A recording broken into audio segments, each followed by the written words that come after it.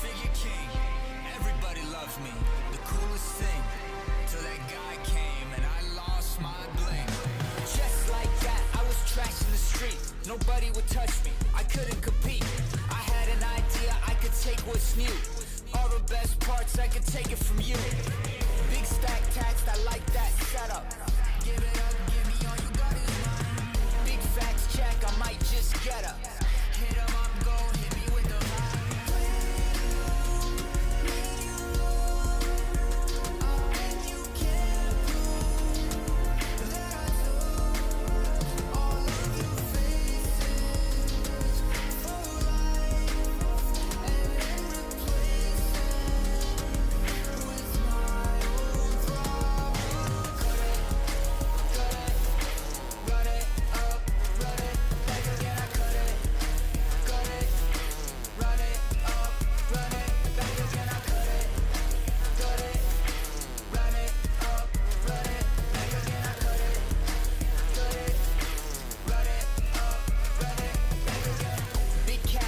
on what life fed 'em.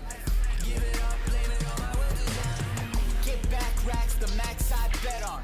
Might as touch gold, might as stole the shine. Sit back, lax, I keep my head up. Hang it up, I might keep it on the shrine. No eyes closed, my mind's full. Ready to move in the night when I see a new head strike.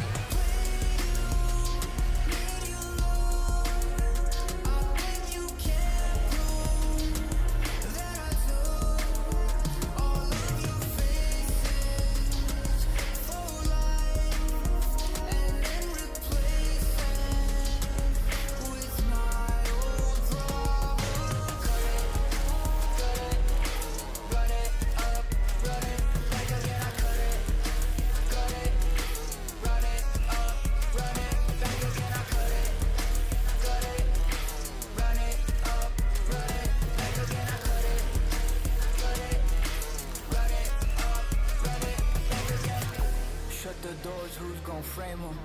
Last chance, say it again, I came from. These grindstones all know my name was king of the world plans that advanced the nations. Royal light up, a blinding effect. Stare too long, your eyes crossed by your heart and your neck.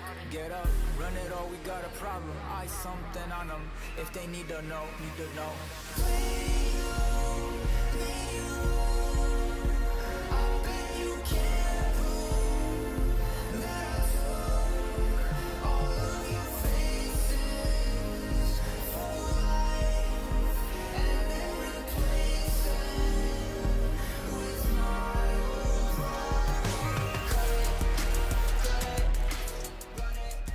Yo, welcome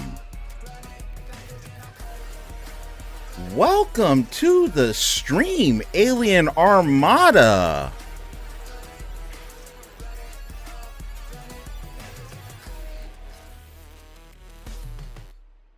Yo, welcome.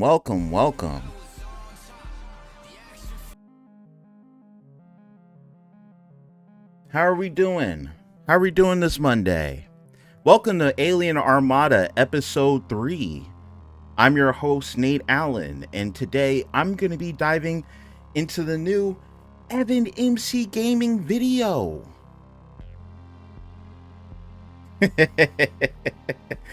The E, hold on, it's right here. The E, as you can see, the green is green screened out, so it's kind of a Galaxy E. That's kind of what we got going on right now for Evan.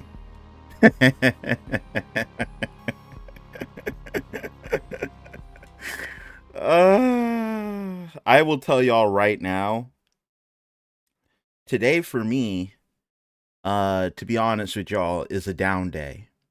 I'm not gonna lie. Today for me is a down day. What I mean by a down day is, for those of you that are new, and we're kind of getting a little deep in the very beginning, for those of you who are new to my channel, I am someone who still unfortunately suffers from depression. So I have days where my brain just goes kind of, you know what I mean, from the very beginning. Unfortunately, today is one of those days. With that being said, it's good to see y'all, and the show must go on. And I'm hoping that this video is just as excellent as the trailer let on. And, I'm just hoping to really, really dive into Karl's story. So that's exactly what we're going to do today. Hello, Jedi, Husky, Sleep, Miraze, X, Myth, Glitch Games YouTube, welcome. Zach, hello. Ghost Fairy, hello. I swear it's not clickbait. We're actually going to get into it. I just wanted to let y'all know kind of where my brain is at right now. And if I seem a little down, that's why. That's why I'm a little down. It's nothing really crazy happened to me or anything. It's just one of those days where it's kind of difficult to explain, but basically things are just dull. Everything is dull. And everything that I would think bad about myself just gets kind of heightened. You know what I mean? I just start talking bad about myself mentally. But we're going to shake that off today. We're going to get started with the show. Hey, clap it up. Episode 3. I'm actually being consistent. I got a real series. We made it to episode 3. We did it. I'm happy. I'm happy that I finally made it to episode 3. Okay. All right. Like I mentioned before, this isn't clickbait. We're really going to get into it. I always mention this. Hit that like button and subscribe today if you're new. Join the Innate Aliens. And also, I'm not here for a long time. I'm here for a good time. So after this video is done, please go show your support to Evan. Please watch this video. Give it a full watch. Watch all the ads. Watch all the ads for Evan, okay? And donate. The guy needs a new MacBook, okay? He needs a new MacBook. He's creating Netflix-worthy docs on probably an old MacBook. He needs more. He needs a new MacBook. So please donate to Evan. Show him some support. We're going to get into it. All right. Y'all ready? When was the last time Evan released a video? Like, this is actually crazy. When was the last time Evan released a video? I feel like it's been like 4 months. I'm so proud of him. I know that this is going to be incredible. Also, the other thing too is that he worked directly with Karl Jacobs for this. From what I understand, he used the actual Dream SMP Kanoko Kingdom for this, from what I understand. So he didn't redo it. He didn't recreate it. He literally was on the Dream SMP. So that's a fun fact for y'all. Evan might be famous soon. He might blow up after this. Okay. We're going to go ahead and get into it. Shout out to EvanMCGaming. Shout out to Kaya. Oh, Husky. Oh, well, with the dono. Oops. Hey, there we go. Thank you for kicking it off. I appreciate the wono. Thank you very much, Husky. Oh, whoa. $9.99. I appreciate it, man. Positive vibes. You're helping me. Thank you. I always appreciate interacting with the aliens. Okay, we're going to start. Through his time on the Dream SMP, Karl Jacobs has shown himself as one of the most entertaining and friendly people on the server. But the adventures he was about to go on, and the things he would discover about himself, would put into question everything he thought he knew. This is the story of Karl's Tales from the SMP. Let's go! Let's go, Evan! Let's go! Really quick, I want to thank Karl for letting me use the official builds from Tales for this video. These crazy shots really wouldn't have been possible without them. Also, we are literally a few thousand subs away from 1 million. I don't ask for this often, but if you could take a second to subscribe, it would help me more than you know. I said it at the beginning of the year. I can't remember when, but I said it at the beginning of the year. Evan's going to hit 1 mil this year. Crazy. Plus, I may or may not have something crazy planned for the 1 mil. You're not about to... Bruh, you're not about to...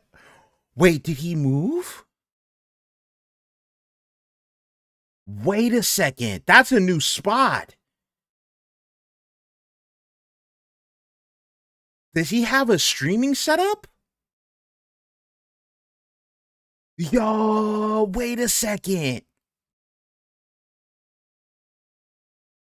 You're not about to play us, so we all know you. We all know you. You all know you face revealed. You face revealed for our interview, bro. You face revealed for our interview. This is already making me feel better. This is already helping my day. This is putting some happy vibes in my brain. This is crazy. Special. Thank you, and enjoy the video.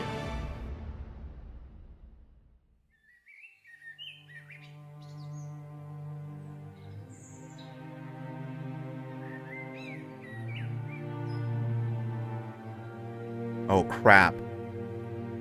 Oh crap.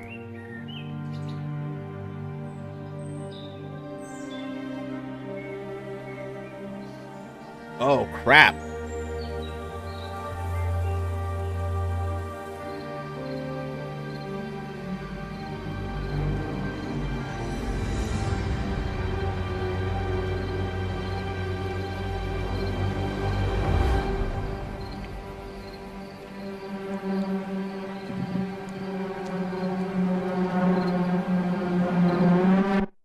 Karl woke up in shock at what he'd just seen.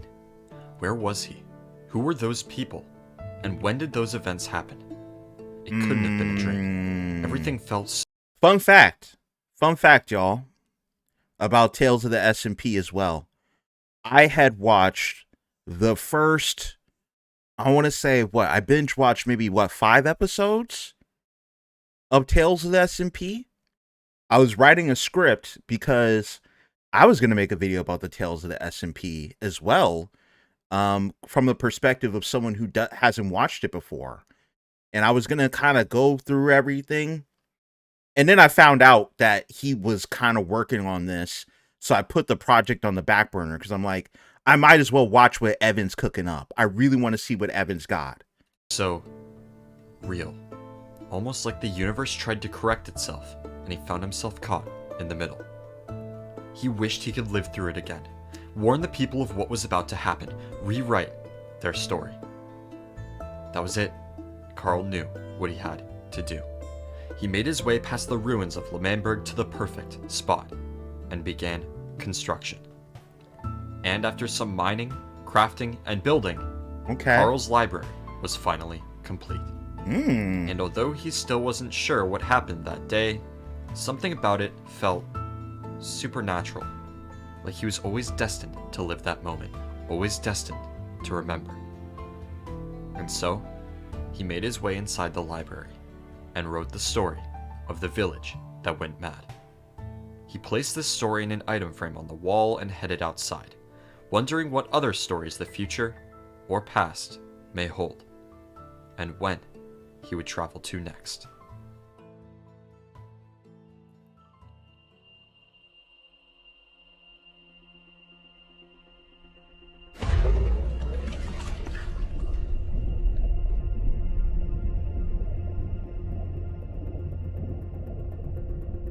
This time when he woke up, he wasn't alone.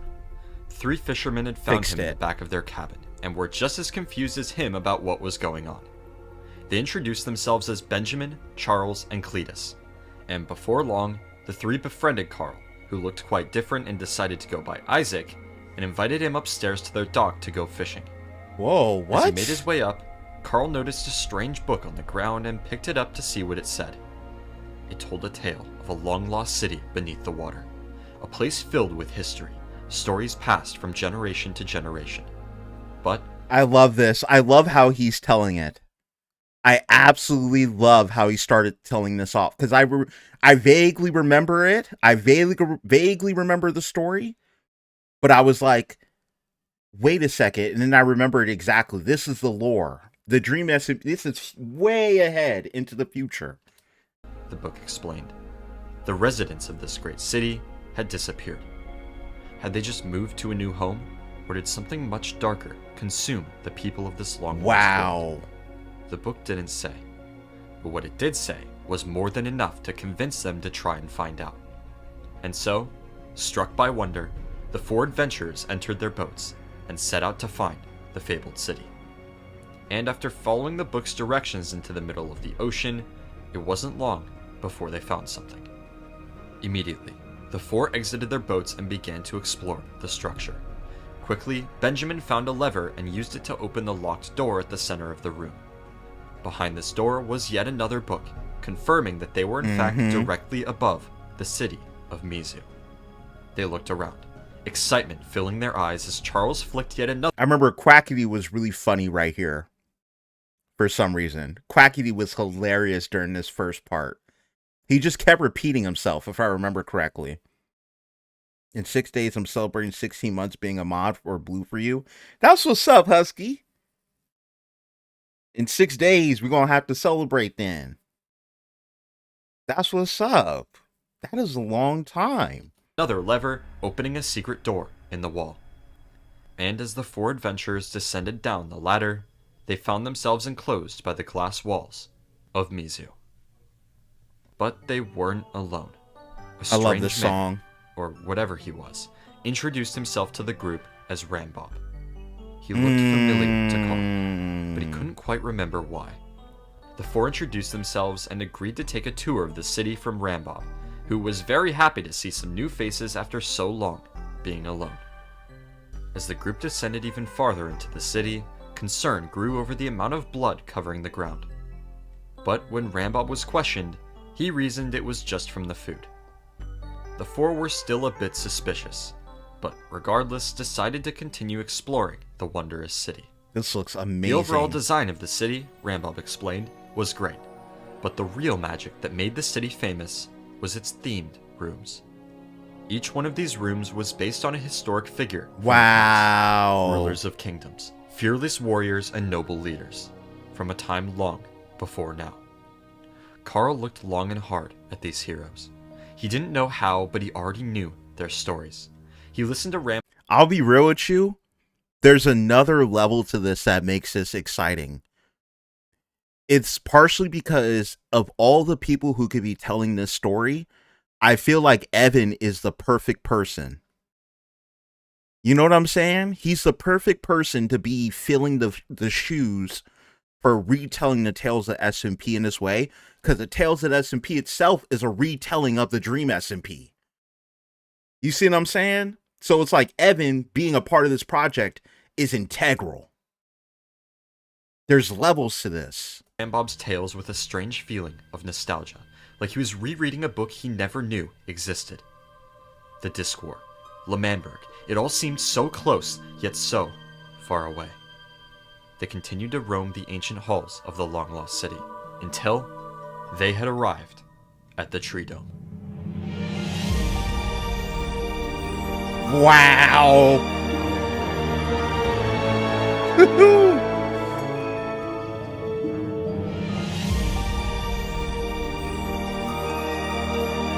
I love this music too.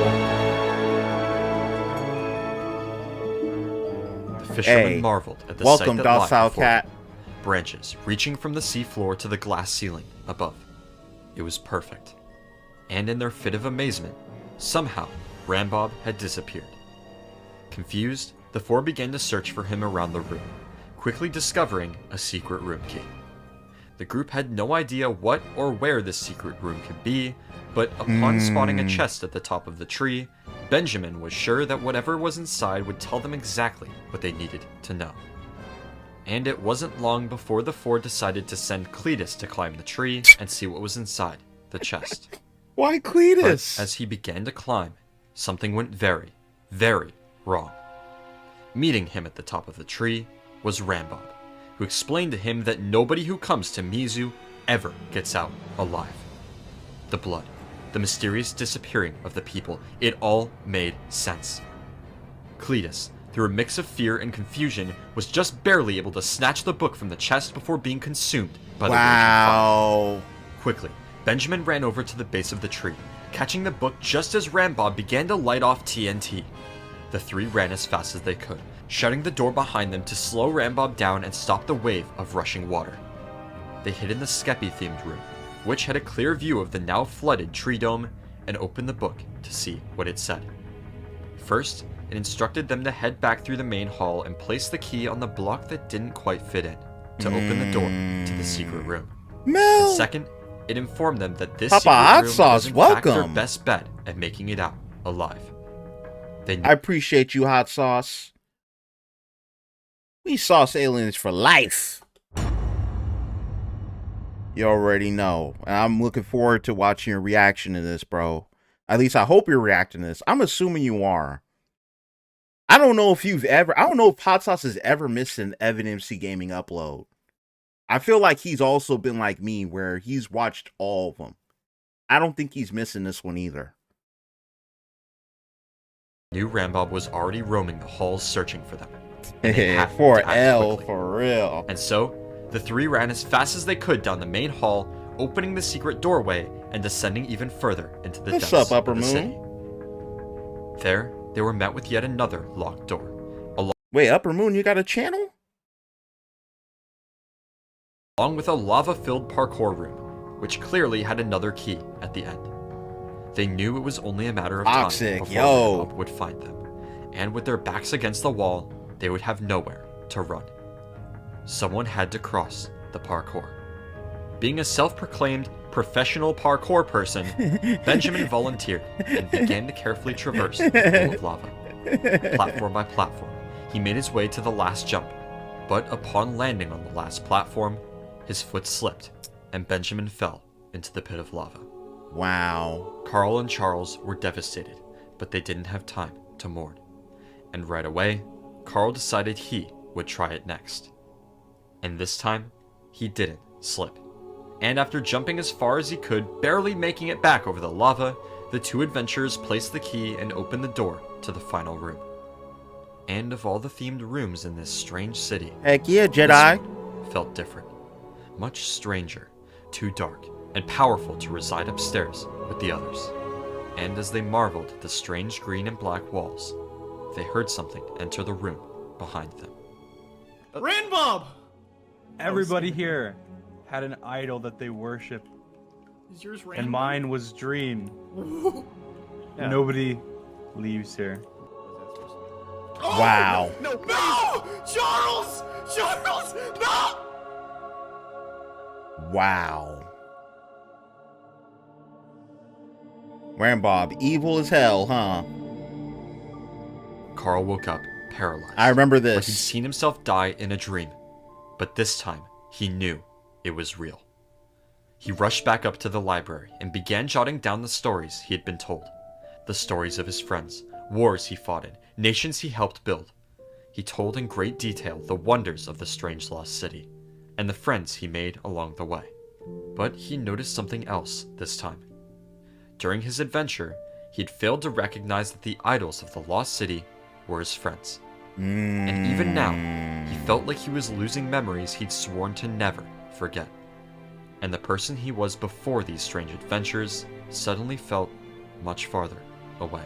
Oh, He was man. frightened by this feeling. He's losing his grip. I remember that. That was actually, this is the most depressing part of this entire story, really. There was something very emotional about seeing him scramble to write things down, going back and forth between the room. But y'all are going to see that. I really want to see how Evan paints that story. Like, I want to see how Evan paints that picture of that emotional distress of losing your memories. I really want to see that. Because I touched on this in the last episode, oddly enough. I had talked about the idea of losing your memories and how scary that is. So it's going to be great to see this in this episode or in this video. But realizing there wasn't much more he could do now, he tried his best to remember. And so, he began writing a personal journal alongside the logs of his adventures. This way, he'd be able to track his feelings after each trip, and hopefully learn more about what was happening to him. And as he made his way outside the library, he decided to move on and go about his life on the SMP, wondering where and when he would travel to next.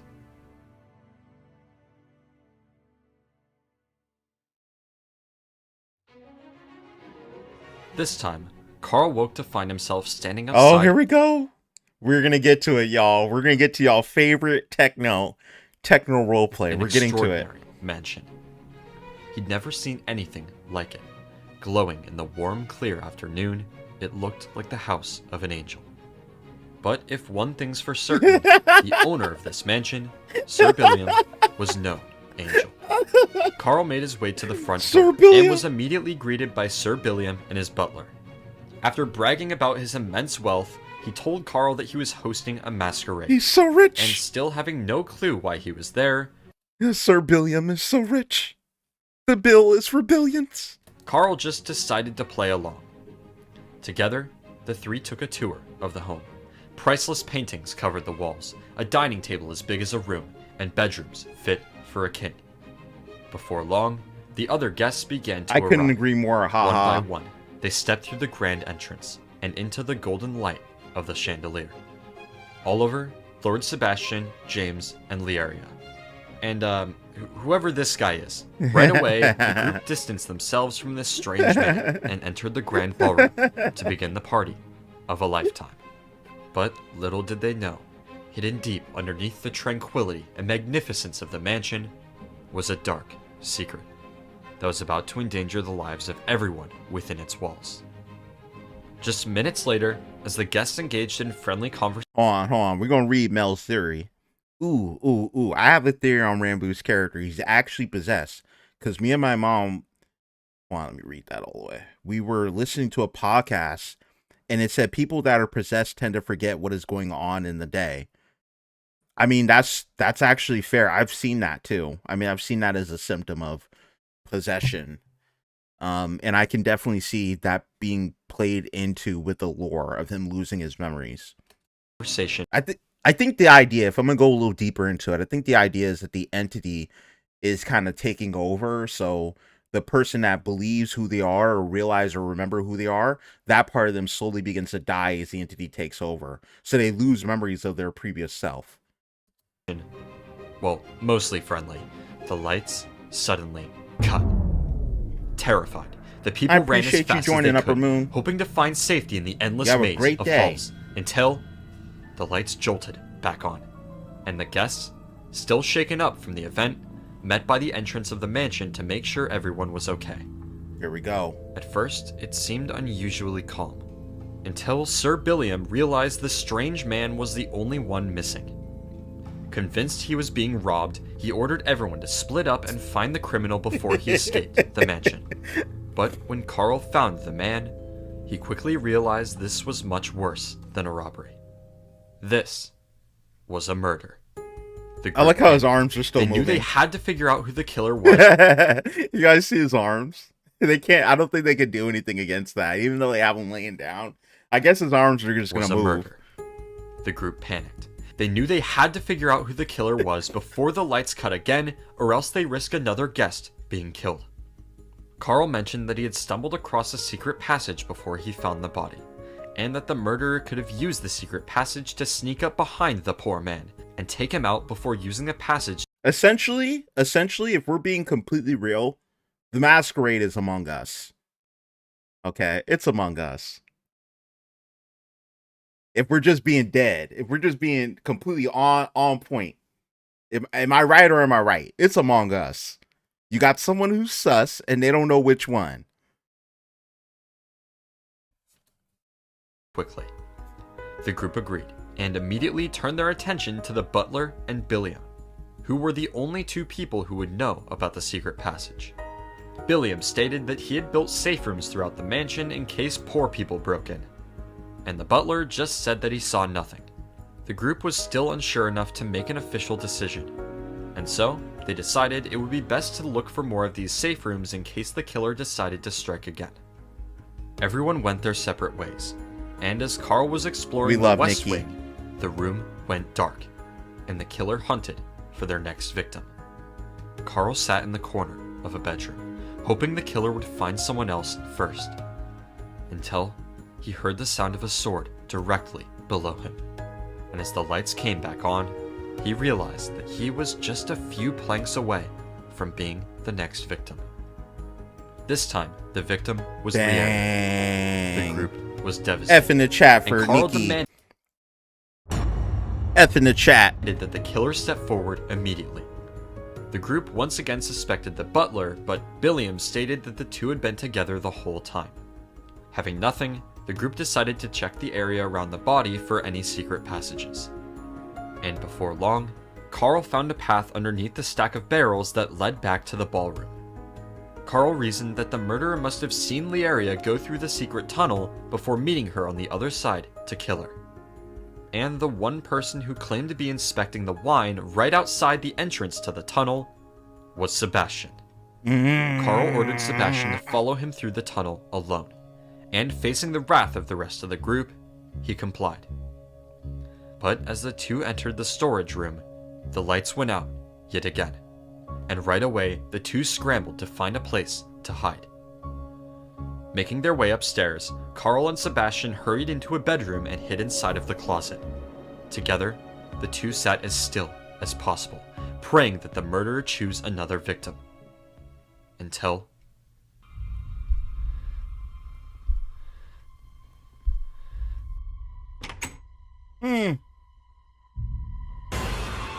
Wow. The lights jolted back on, and Karl ran as fast as he could. I love the way they did that. I love the way Evan did that. That was perfect. He found Oliver, and quickly the rest of the group arrived outside of the room as well. After explaining what happened, Karl suggested they do the next blackout differently, splitting up into groups of 2, so if anyone died, their partner would be guaranteed to be the killer. Everyone agreed, and since there was an uneven amount of people, Karl would go with Billiam, Oliver with James, and the butler would stay by himself. The pairs went their separate ways, with Karl and Billiam making their way to the west wing while Oliver and James stayed in the east. A few minutes later, the lights cut, and Karl and Billiam immediately searched for a place to hide. Finding a secret ladder in the closet of one of the bedrooms, the two descended into the small safe room to wait until the blackout was over. When the lights turned on, the two rushed up the ladder to see who had been killed. And upon exiting the closet, the two spotted Oliver on the bed and James's body on the ground across the room. Dang. At this point, it seemed clear that the killer was Oliver. But Oliver once again claimed his innocence, stating that the butler had done it. Still a bit unsure, Karl decided to buddy up both of the suspects for the next blackout. That way, whoever lived of the two would be revealed as the true killer, while he and Billiam stayed completely safe. Oliver was not very fond of the idea. Now, I think I remember what the twist is. I'm not going to spoil it for the people who haven't seen this yet. But was told he would be executed for murder if he failed to comply. And so, the groups went their separate ways for the last time. And as the lights shut off and came back on, Karl and Billiam made their way to the entrance of the mansion to await the killer's arrival.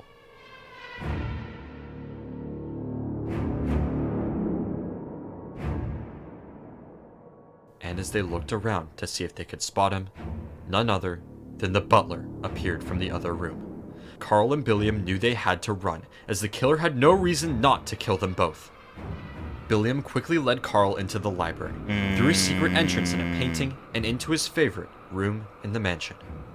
Right away, something felt off about this room. Here we A go. dark feeling that seemed to grow stronger as Karl made his way farther into the room. Billiam explained that this room is home to something very special. This room is where he keeps the egg. Boom. Boom. Mic drop. Mic drop. Quite literally. Wild when I first seen this. Karl felt memories flooding back to him. The pain and manipulation the egg had caused to some of his best friends.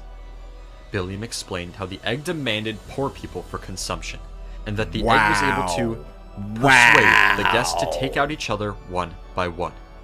Karl made a break for the door, but was immediately stopped by the butler, who demanded he go back inside. Terrified, Karl nervously agreed and entered the room once again, and was guided towards the egg by Billiam.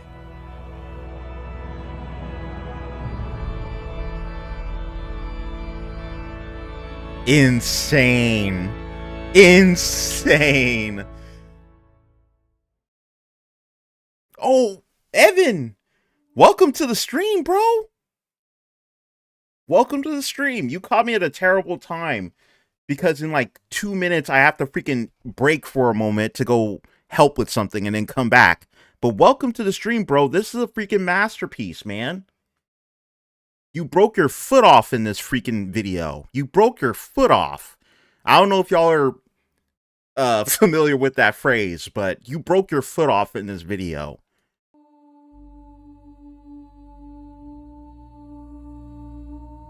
I got the hoodie on, bro. Something about this place felt familiar, but Karl couldn't seem to figure out what. A fleeting memory, Ooh, this music. a feeling of comfort, or the strange half-consciousness of a dream? All he knew is what he saw. And at that very moment, what he saw was a strange book on the other side of the room. Walking towards the book, the faint echo of his footsteps rang through the silent air. Was he dead? Was this the afterlife? He opened the book and began to read. The book explained that this place is called the In-Between, and acts as a gateway for traveling in time. The book explained that the This music is freaking epic. This music is freaking epic. Oh my god.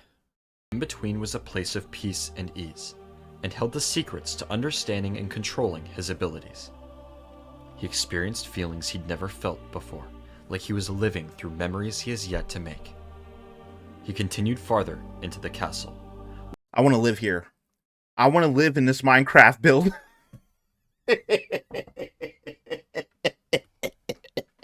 I want to live. I want to live in the castle. I want to see the castle in real life. This is majestic, Evan. This is actually majestic. Walking through the angelic halls until he found himself in the castle courtyard. There, he found another book, this one explaining that although he loses a bit of himself with each adventure, one day, through the power held within the castle walls, he could take control of his mind and end the mental decay for good. And finally, he continued exploring, making his way upstairs to a spire overlooking the courtyard.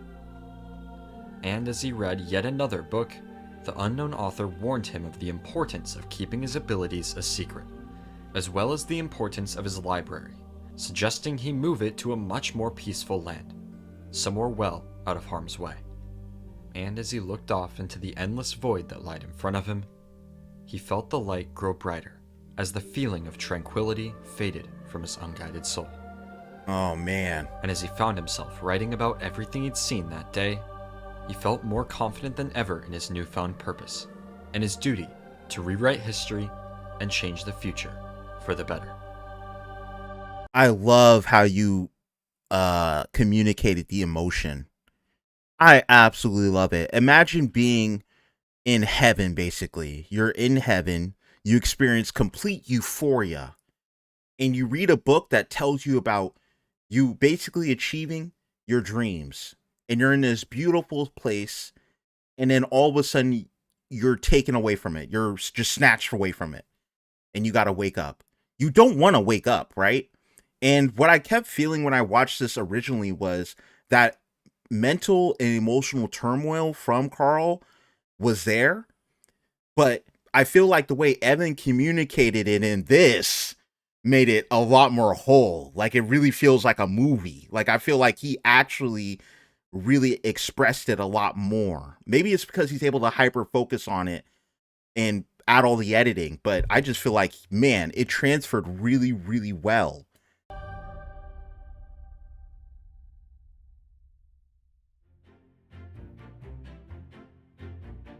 The sun beat down from a cloudless sky.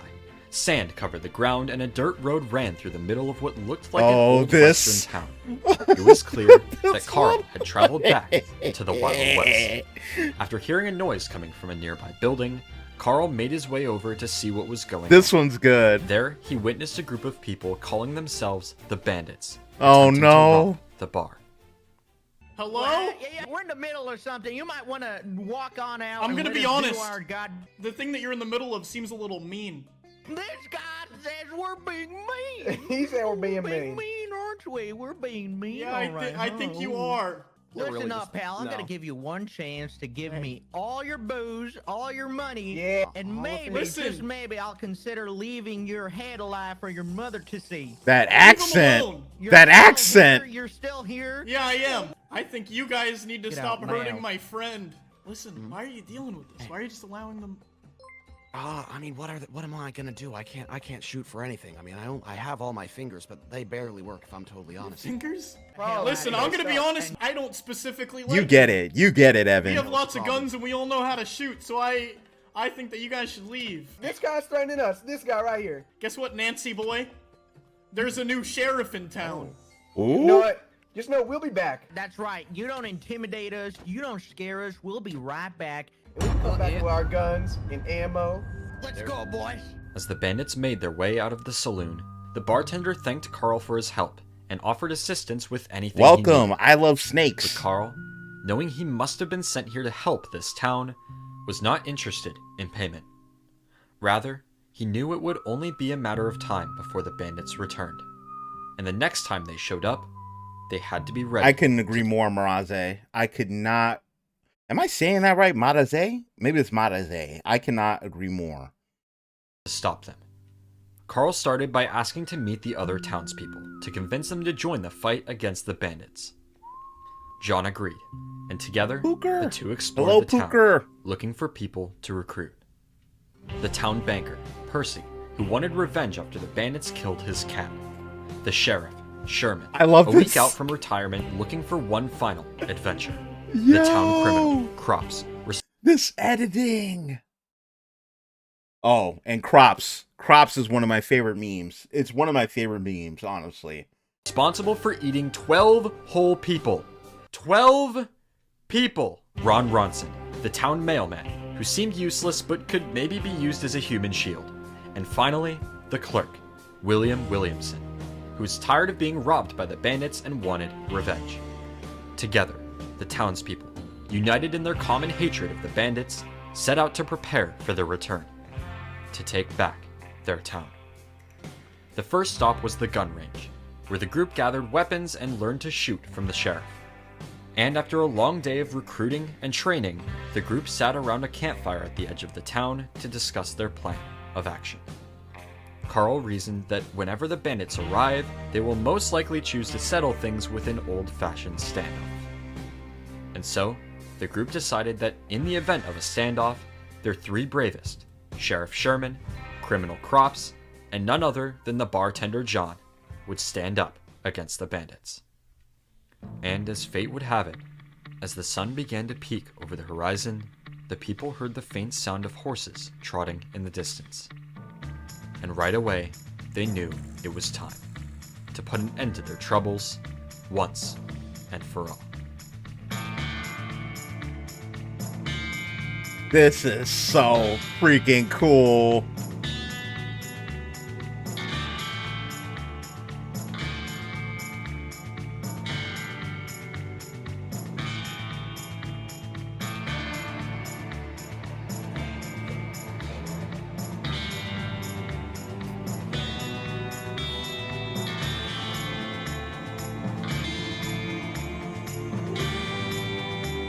Man, this music.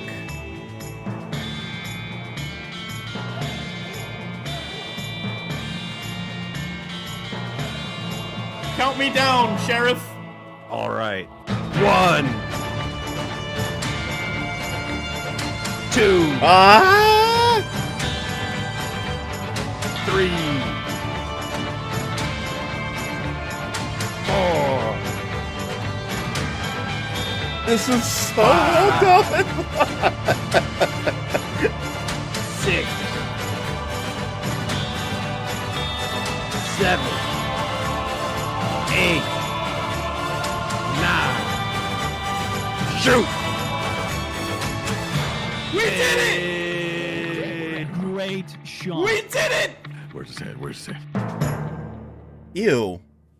Ew. Corpse. Crops. Gross. I don't know why I didn't catch that other. I didn't catch that before.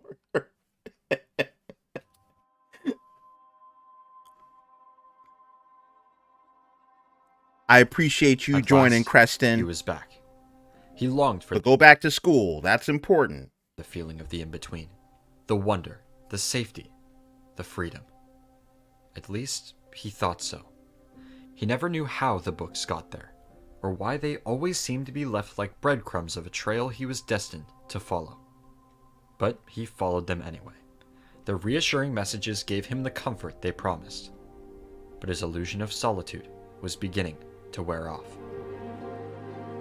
Whoa. He knew this wasn't a dream. Then what was it? Not a word was spoken, and yet everything was clear. He followed himself down the hall to the courtyard. I don't know why I don't remember this, but this is actually beyond epic. But as he stepped around the corner, the sight froze him where he stood.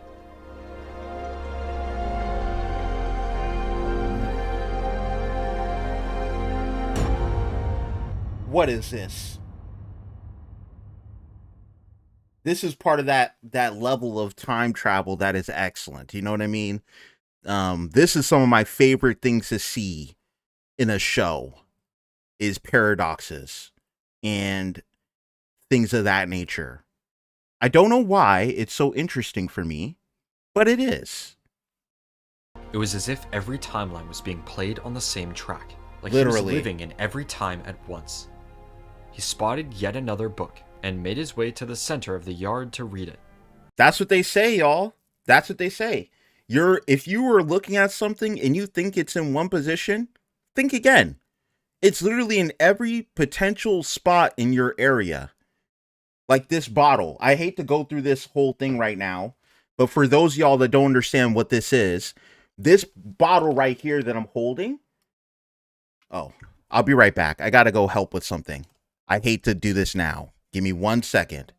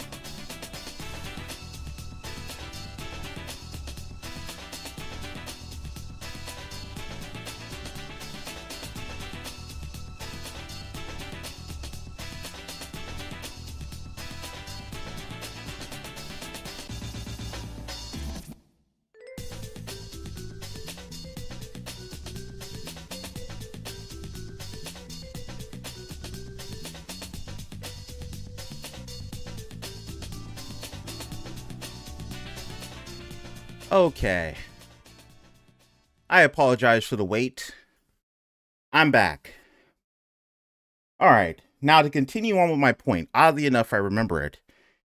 This bottle right here, visually, it exists here in this spot. But apparently, if we're following science and what science is telling us about, I guess, quantum physics, this bottle right here doesn't only exist in this spot. It actually exists in all possible spots in this room, currently simultaneously right now, and it collapses onto this spot because we're looking at it. Oddly enough. So, there you go. There goes some science for y'all. And I think that that's basically what this is kind of happening right now on screen. That's why Karl can see all these different Karls walking around. He's looking at every Karl that could potentially be in a position, which is not supposed to happen.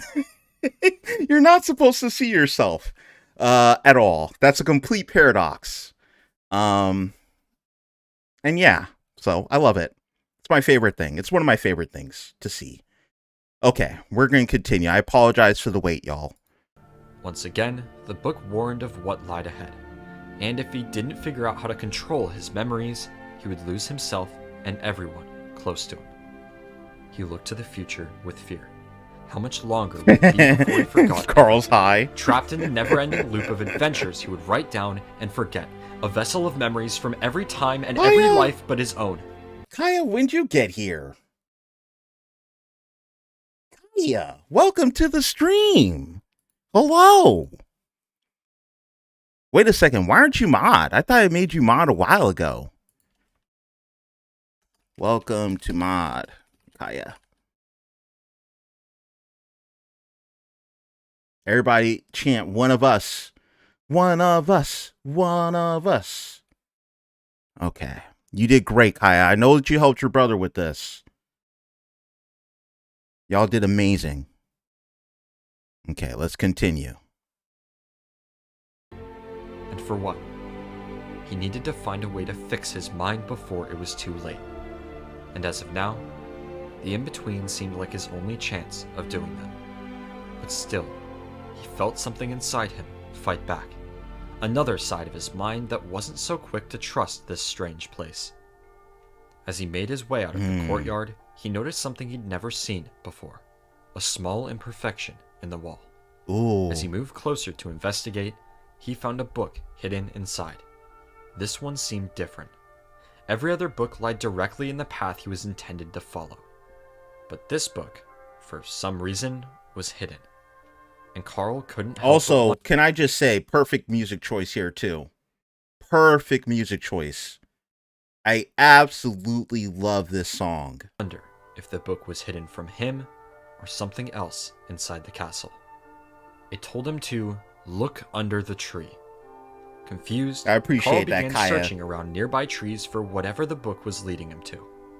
Until he remembered a large tree just outside the main room and decided to check there. Jedi, why you gotta As he why you explored gotta around the spoil tree, it? Nothing seemed to stand out.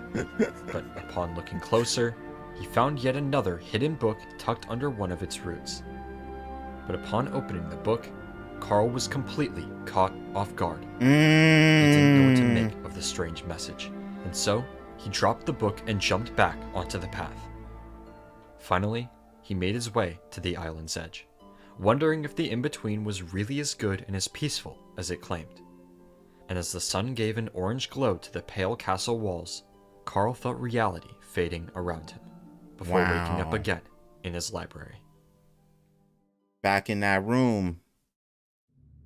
After his first visit to the in-between, Karl was told of the importance of moving his library to somewhere safe. The war-ridden grounds of L'Manberg were too close for something so important.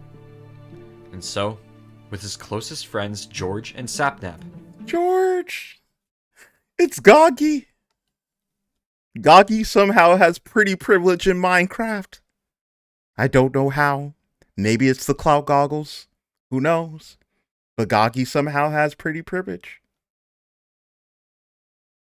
Hey, you enjoy that pizza, Mel. Thank you for joining the stream. he traveled, far away from the greater Dream SMP, to a land untouched by man. Because he couldn't just tell his friends about his abilities, he also couldn't just build the library. So instead, he decided to build a new nation. A new kingdom, built under peace and happiness, where him and his friends could live away from the chaos of the old world. But to build such a grand nation, the three needed more help. And so, Karl reached out to his friend and talented builder Foolish to help bring his dream alive. Foolish build God. Build God, Foolish. Foolish. Oh, look, I'm breaking my mic. Why do I always break my mic every episode? Every episode of Alien Armada, I nearly destroy my microphone. I was gonna bow to Foolish, okay? The freaking build God Foolish. I'm not worthy. Build God? Build God / reaction God, Foolish. He was once a reactor. He was once a reaction king. He is now a Dream SMP leader and a build God. You never know where you're going to go with your career. For months, the four built the kingdom from the ground up. A castle, a mushroom house, countless fountains and trees, and most importantly, Karl's new library. Kanoko Kingdom was finally complete. And as the three citizens of the nation, Karl, George, and Sapnap vowed to never let it suffer the same fate as L'Manberg, and to keep peace and prosperity for as long as they live.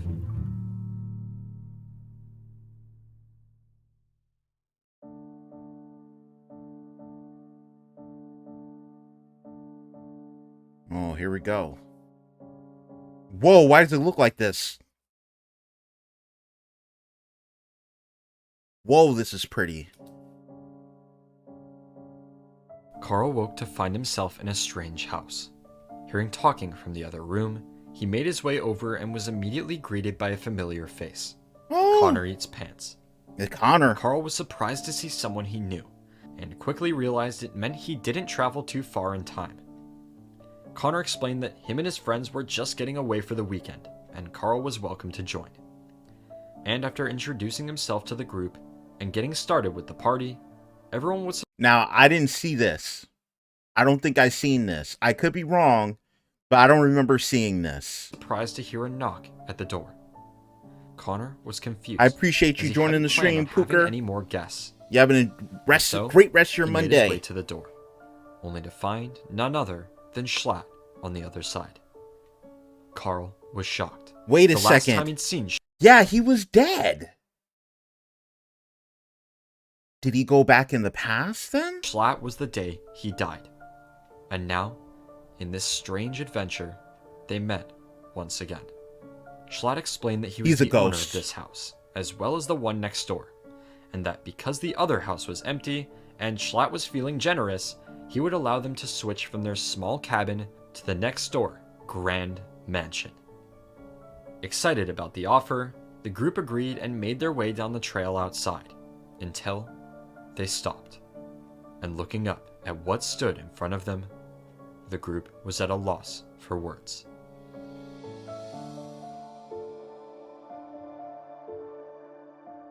Man, you're right, Evan. That purple looks amazing. Maraze, sup? Glat. Yeah, it is glat. It's literally glat. The group entered the mansion in awe. Grand chandeliers. Oh, the hung back from- rooms, huh? You already know, y'all already know there will be a backrooms episode, right? Y'all think that I'm gonna watch Evan, watch Rambo, watch all these different peoples for these Alien Armada episodes, and I'm not gonna go back to the back rooms? I'm 100% gonna explore more back rooms. What y'all thought this was?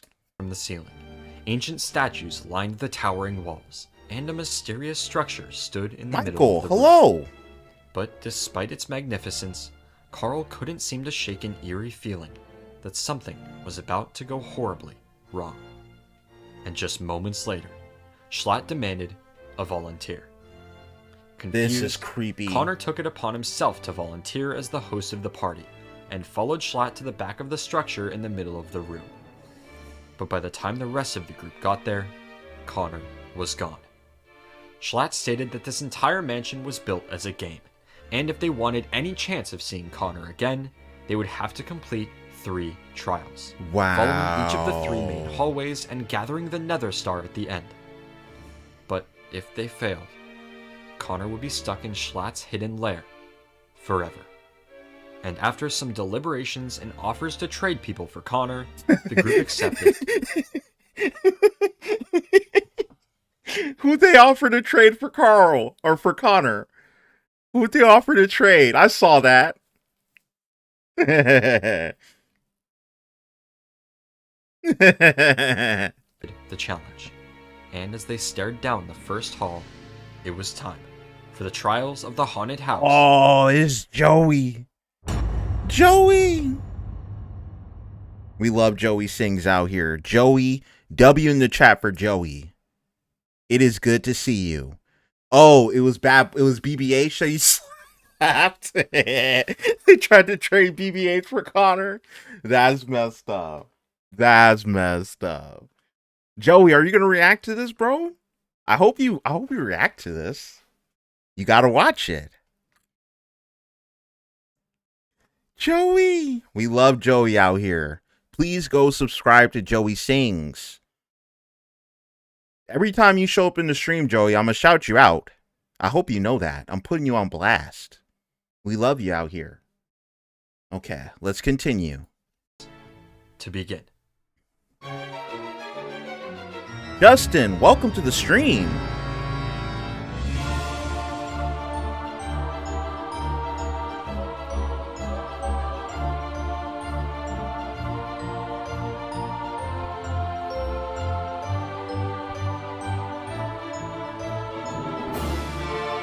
This is insane.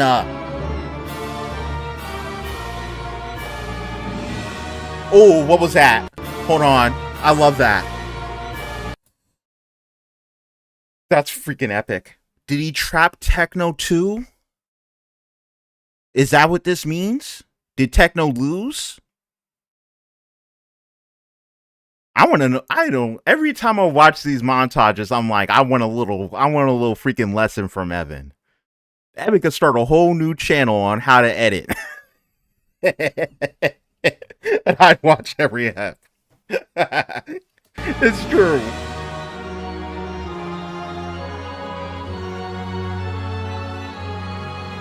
Oh, claps. This montage is insane.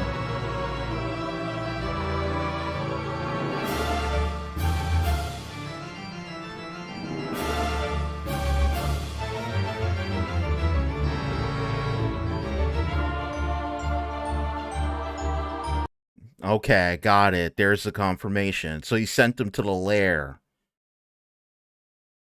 Wow. He's Techno just went, change the world. My final message. Goodbye.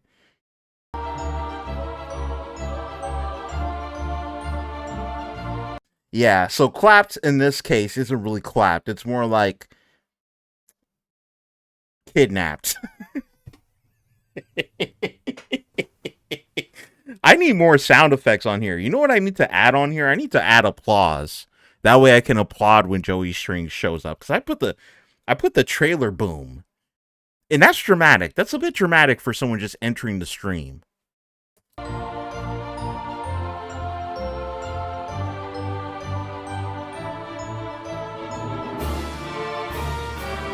It claps. Y'all love Mustache Dream, huh? Teamwork, and the loss of some of the group's bravest, the remaining players stumbled back into the hall, holding the third and final Nether Star. They were relieved, until they realized Schlatt was right behind them. And having passed all 3 trials, Schlatt requested that Karl place the final star in the center of the structure. And ready to save his friends, Karl took a deep breath and placed the final star. The group moved carefully down the dark hall, wondering Luigi's Mansion what music at the end of the path, until it reached a dead end. Welcome to the stream, bro. And the only way in was to jump. Oh no! His friends, every last one of them, were dead. Until he noticed Connor next to him, who explained actually none of them were dead, they were just chilling in Schlatt's hot tub. And with a sigh of What was that before? Was that the actual thing, or did you edit that? Did you put in ones that have a skull on top of them? Like a skin to do that scene? That one scene? This is now turned into an interview. This has turned into an interview. Like, this is actually wild. If you really did... Okay, that was in the actual thing. Okay. I wasn't sure for a second. relief, Karl and the rest of his friends celebrated an amazing night before Karl felt reality begin to slowly slip away. This is the in-between, a world you've been to a few times now. Oh, Fear you not, would use this This music. is not a place to provoke harm, but a place to feel at ease. But how much did he really believe it? This time, the imperfections were clearer than ever. Had they always been there? Was he blinded by bliss, caged in oblivion by the illusion of utopia? Or was someone trying to talk to him?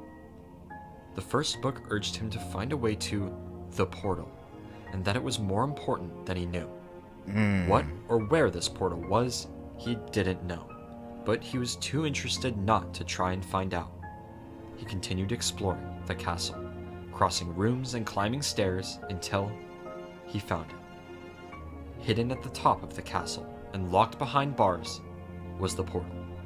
He wondered where it could lead, and more importantly, why the castle wanted him so desperately to stay. He longed for answers, and the more he thought about it, the more he believed those answers lie on the other side of that portal. But regardless, he continued to explore, this time unafraid of the imperfections. He noticed the books on the main path start to change, almost like they were trying to convince him of the beauty and magnificence of the castle. He looked upon the other travelers. Yeah, we do, Evan. Yeah, we do. We go way back, Evan. And it's crazy, because I never thought I would be here. Evan is a friend of mine. Like, I can, like, legitimately say that, which is cool. Oh, my Lord. I never thought reacting to the first part of your Dream SMP series way back would lead us here. Insane, bro. And you're going to touch a mill this year. Wondering if they really knew what this place was, or just mindlessly glued to the path. The hidden books became more and more clear, directing him on a different path, ending back under the tree. This time, he noticed a secret door below the water. He wondered how he could have missed something so clear the last time he was here. He jumped into the water and dove down to the door. And upon entering, he found a book in the center of the room. This Time, it wasn't hidden. The book explained that it can't see him down here, and that the castle can't be What is it? What is it? trusted. It said the castle wasn't telling the truth about the other travelers, and that he needed to find a way into the portal. All Karl could think about was what it might be, and what was really happening with the other versions of him. As he swam back up to the surface, he noticed something was different. Sat in a line were 13 books, each the exact same, telling him to stick to the path. Oh, that's scary. Oh, no. Oh, no. Oh, no. Oh, no. Mm-mm. He didn't know who to believe. On one hand, the in-between had been good to him. He felt happy and safe there. But were those feelings distracting him from the truth? And what lied on the other side of that portal? He made his way back down to the edge of the island, and staring off into the empty sky, he felt reality becoming clear as he was transported back to... That did look like Bad Boy Halo. I was going to say it too, Lockdown. That did look like BBH, I'm not going to lie. Kanoko Kingdom. But although he had left the in-between, it never Yeah, left that looks his like mind. BBH. And Karl knew that no matter what happened in his next adventure, the next time he visited that place, he had to find a way through the portal. You need to chill, Jedi. That day, the sun shined extra bright on the Seven Empire. Speaking of Jedi Wolf, y'all stay tuned, because after this, we're going to check out his trailer. His trailer for his lore video about my channel. I think it's trailer number 3. We're going to check it out at the end, so stay tuned. As today was the day that a new general would be crowned. Karl found himself in the middle of the market, and was immediately approached by the Emperor Porcius VII, who, having never seen Karl, assumed he was there to film the Great Games. Having no idea what was going on, Karl played along and was led to the Colosseum by Porcius. This is... what is this? Hold on, I gotta go back. I have to see this again. Karl What played is... along and was led to the Colosseum by Porcius. It's really a whole Colosseum. It's really a whole Colosseum.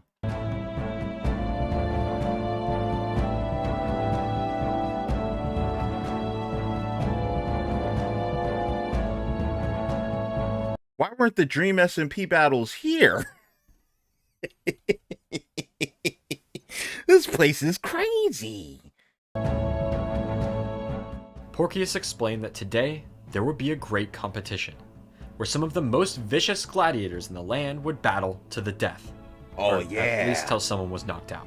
And the winner would be crowned general of the empire. Maximus Decimus Next, Meridius. the two made their way around the Colosseum, descending into the cellar to meet the gladiators. They traversed the dark halls of the cellar. Giant My name is Maximus Decimus Meridius, and I will have my vengeance in this life or the next. beasts sat caged ready to fight. Weapons lined the walls, and gladiators prepared to fight for their lives. Jackie, who'd been pulled from the street against his will. Legius, self-proclaimed great gladiator. Bartholomew, who was very drunk. Watson, the best archer in the empire. Levi, experienced fighter since childhood. John, who was renamed Ugly by Porcius. Genevieve, ready to become the first female general of the empire. Ran, who was given the first round bye because of his cool name. And Edward, who had always wanted to be general. Karl looked around. Of all these people, only one would be alive at the end of the day. Or at least not knocked out. But there was no time to sit and worry, as Porcius explained that it was finally time for the tournament of the pit to begin. What's stopping you, Husky? Might as well crack a drink out now. Oh, wait. Oh, bro. Yeah, you're not legal. You need to chill. Never mind. We didn't see that. That didn't happen on stream. Nate Allen's getting canceled. Hold on, let me go back so I get all the full dramatic of this whole scene.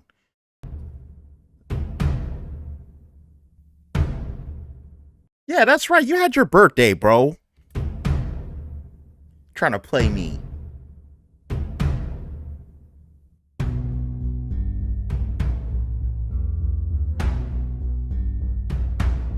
Bruh.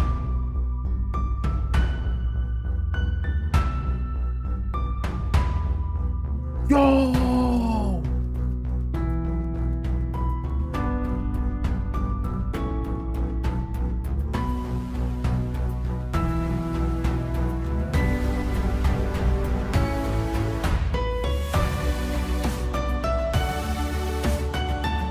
Wow!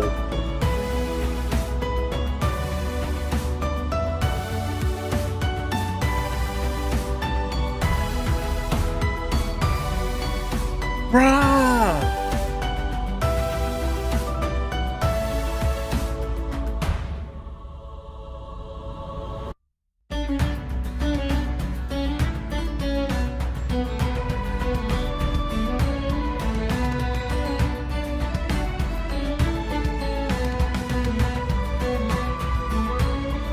I love this!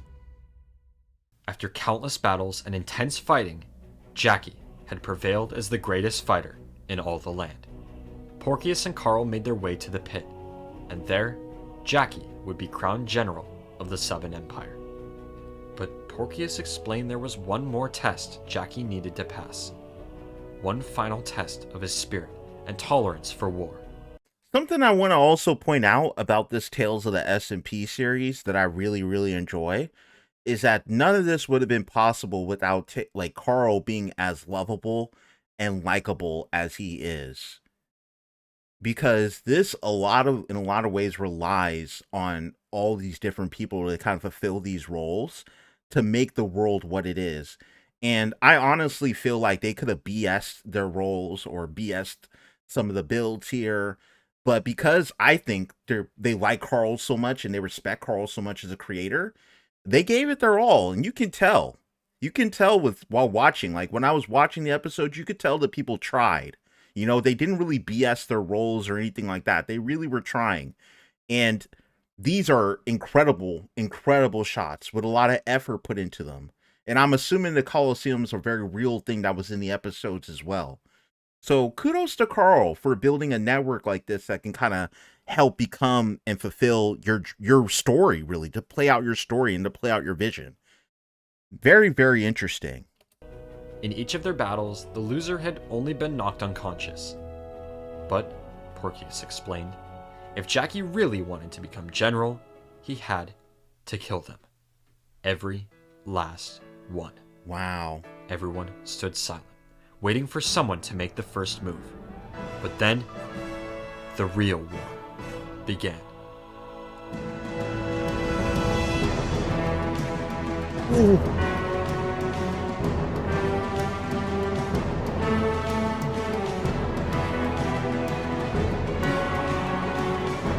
I'm vibing.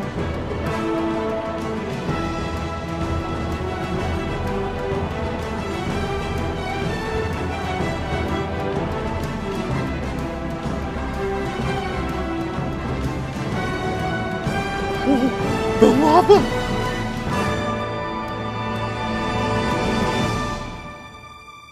Perfect. Amazing. Amazing! Perfect. Nah. You getting more...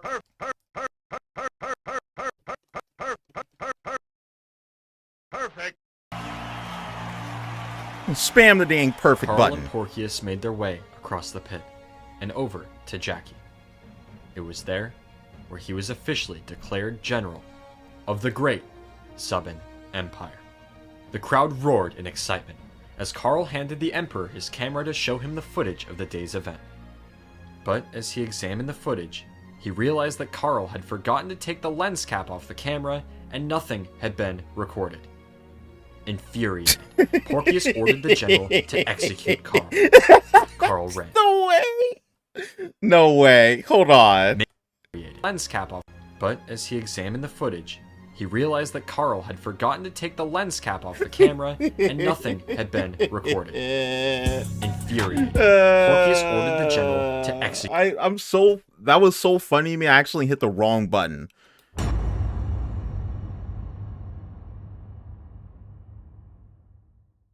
GG, chat. GG. Execute Karl. Karl ran, making it all the way to the stands of the Colosseum before stopping. He felt the world begin to fade away, and as Jackie lunged towards Karl with his netherite sword, Karl closed his eyes as the deafening roars of the crowd and scorching heat of the pit gave way to the eerie quiet. Wow. Right away, Jedi. I literally had one job. something felt different, like the whole castle was turning against him. Welcome back. So much has happened all around the world since you've been here. There is so much to learn about yourself. I see you have accidentally strayed from the path. What is this? And I must remind you, don't stray from the path. He felt out of control. Bro, what was that, Evan?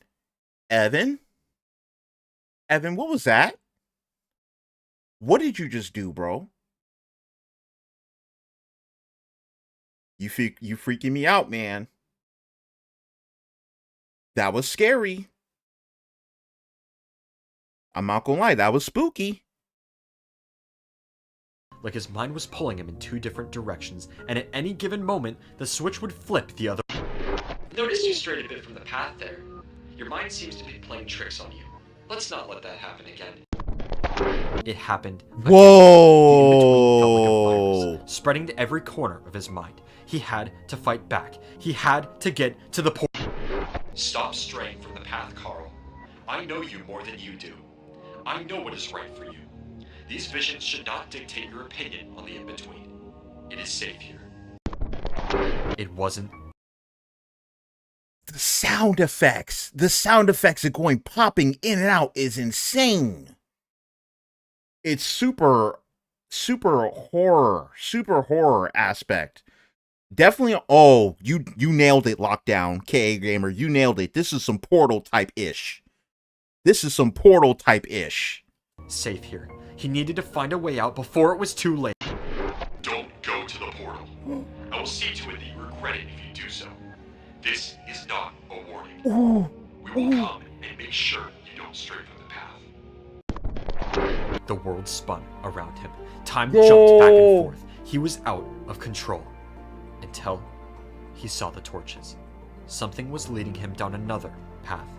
And having no other choice, Karl placed his trust in blind faith and followed the torches to the portal.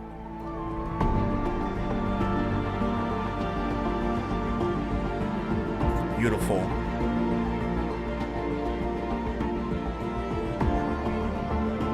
Wow. They're literally all chasing him.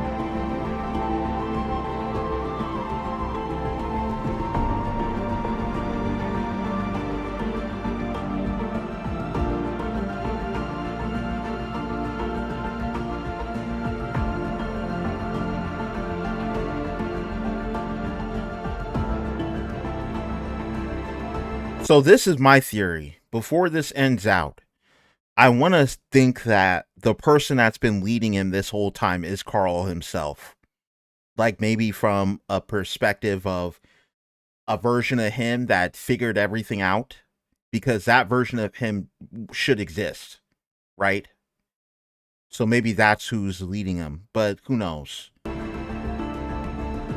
2 sides clashed in his mind. Should he go? Should he stay? He looked over the in-between one last time, praying that whatever lied on the other side could save him, end this chaos for good, make him feel safe again. And as he stepped into the portal, he remembered his friends. All of them, from every time and place he'd ever been. One last time, in case he would never remember again.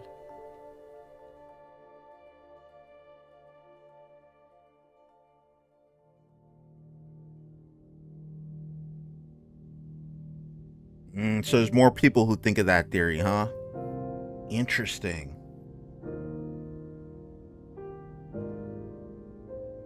Wow. Wow. What is this? What happened? Oh my God, what happened?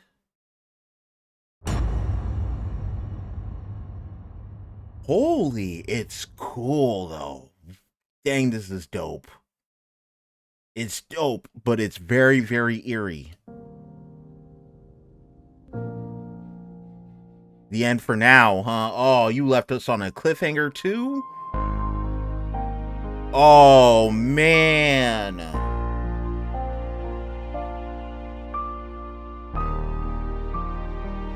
Wow. Hold on. Did I like this? I already hit the like button, huh? These are moments where you want to like it more than once. You know? You want to like it more than once. I wish I could subscribe more. I can't subscribe anymore. Oh, man, bro. I have so many questions. So obvious this means that part 2 is coming. And I'm assuming it's going to explain the second season. I have not seen any of the second season. So I'm excited for that. Did it already conclude? I'm assuming the second season already concluded. Wow. Well, that was EvanMCGaming Karl's story. Whew. All right, let's talk about it, chat. Why is that so loud?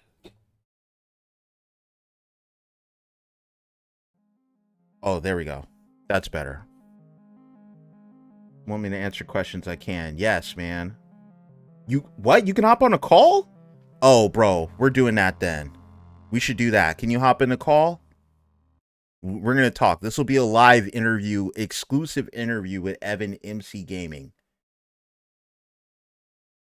I have you added, I believe, as a friend. Let me go through here.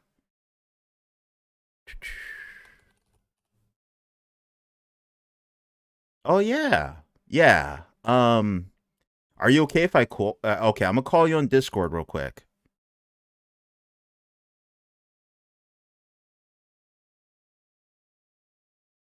Okay. And then, hello? yeah, I can hear you. What's up? Hey, how you doing? Hello. Welcome to the stream. Stream on the TV in the other room. We were watching on the TV. No freaking way, for real? Yeah, we're having a watch party. That's what's up. That's so funny. I can hear your voice echoing right now. It's so funny. Oh, okay. Hold on. Maybe you might want to mute me. No. It's good. It's good. They can turn it down out there if they want. That's what's up. So, what led you to kind of going through Karl's story of all the stories to explore? Well, that was kind of like, I've done the egg, and this was obviously, I mean, as you could see, I saw it had like a bunch of potential, right? Mhm. And so I was like, all right, I ran a poll actually, and people voted for this a while ago.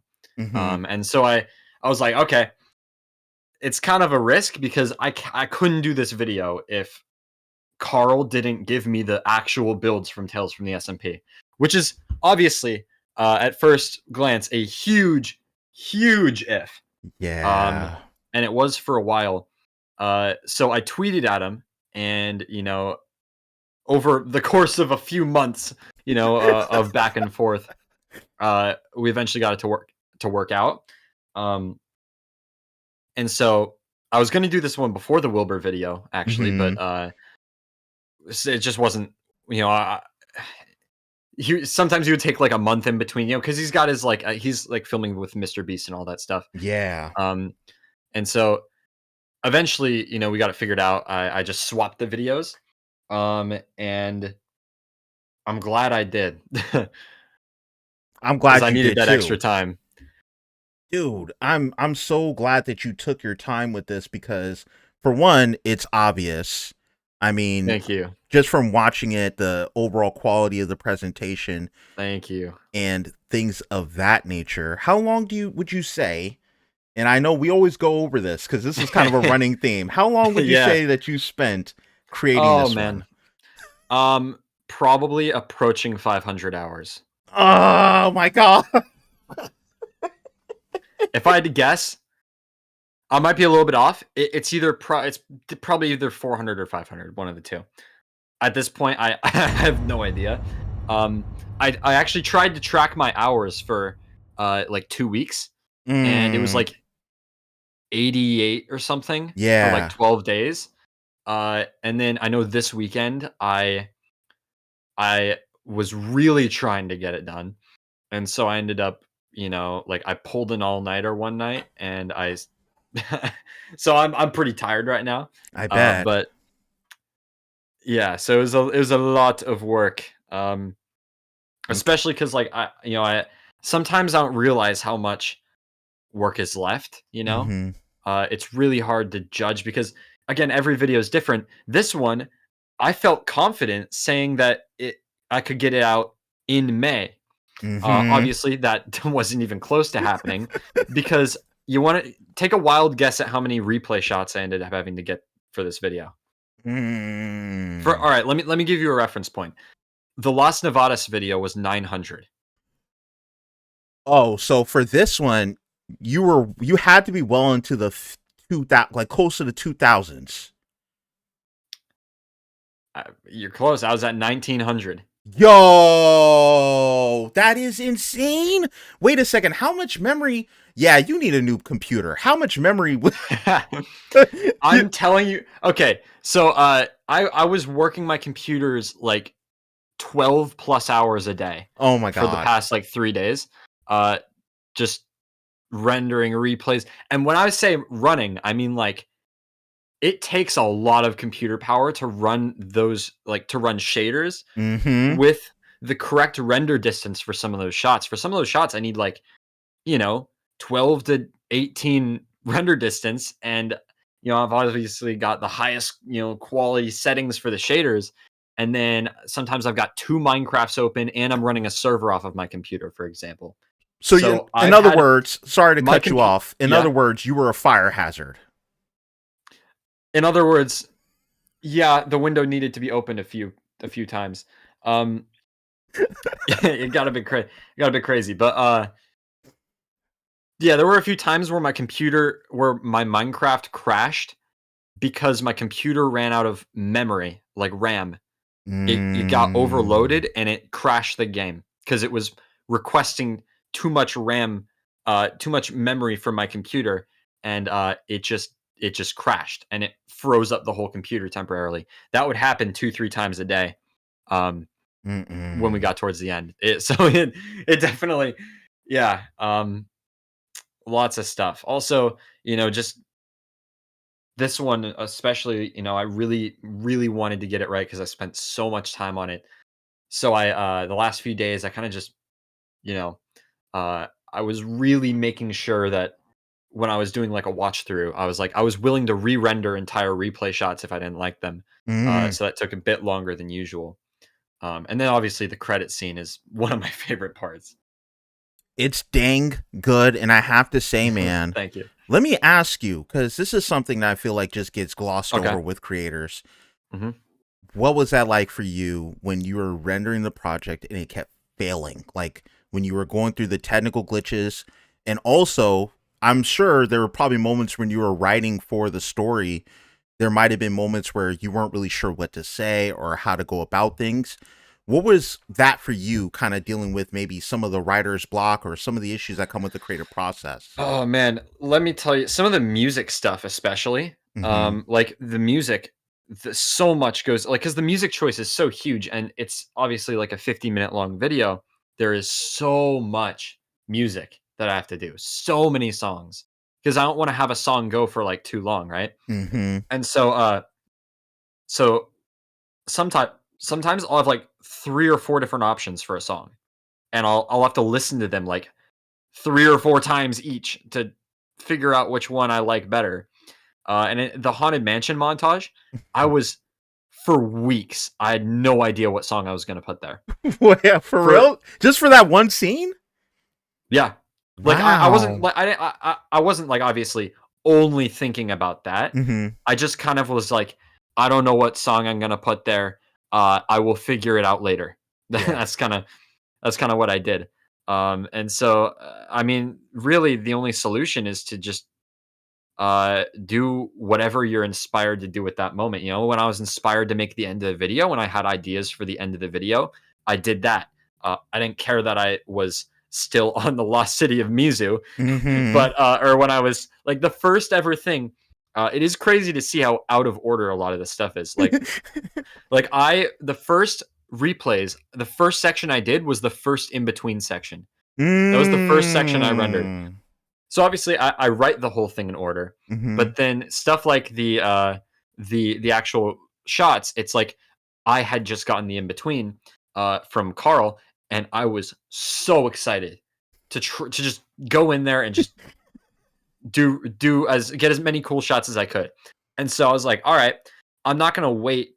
I'm not gonna force myself to do something that I don't really want to do right now. When I have to do them both in the end, anyways, right? And so, so I was kind of like, all right, I'm gonna go in and I'm gonna do this section because I really want to right now.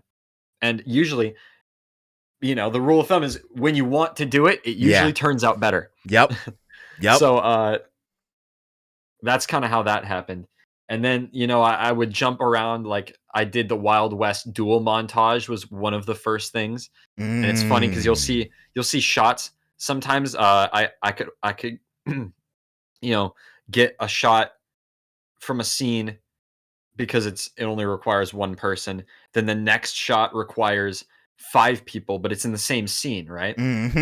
So one example is like when on the in between 2 section when he's walking out to the courtyard and sees all of the Karls for the first time. Yeah. Yep. The shot of him walking up, following the other Karl is like shot 1800 something, and the shot of the over the shoulder shot of him looking at all the moving Karls is like shot 400. Wow. So it's like wow, they're back to back, but they're completely out of order. It's kind of funny sometimes. And seeing, especially because I like looking at the video, I'll know that, and I'll be thinking about getting those shots, and I'll be like, yeah, I got that one like 10 years ago. and I'm not gonna have to do anything where I bring other people on that's worked with you, and a year from now talk about, oh, Evan treated me terribly. He had me redo the same scene. We'd have to do some extra takes. There's definitely a lot of extra takes. Like every single time. Sometimes it'll come down to someone glitching, which is not their fault. Sometimes it'll come down to timing, or maybe like a lot of those stuff. I used NPCs a lot for this, and so all of those Karls you saw walking around in the middle, in the courtyard area, were NPCs. And it kind of fits because they were meant to be like have NPC like behavior. So trying to get humans to emulate that just wouldn't be the best way to do it. And so that's kind of how I did a lot of those.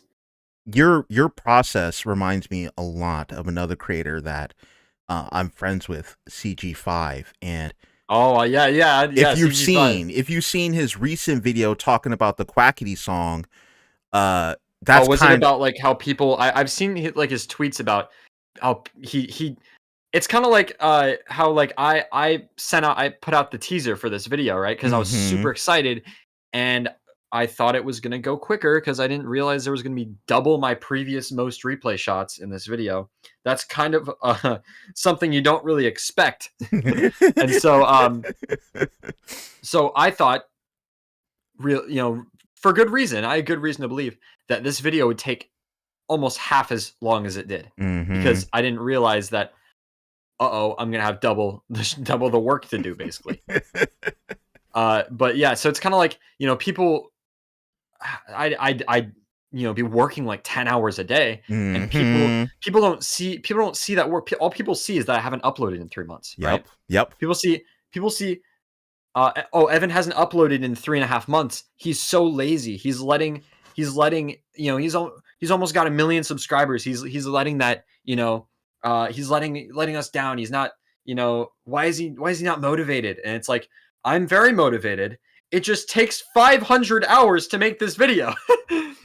Tell him, Evan. Talk your stuff, man. Tell him. Let him know.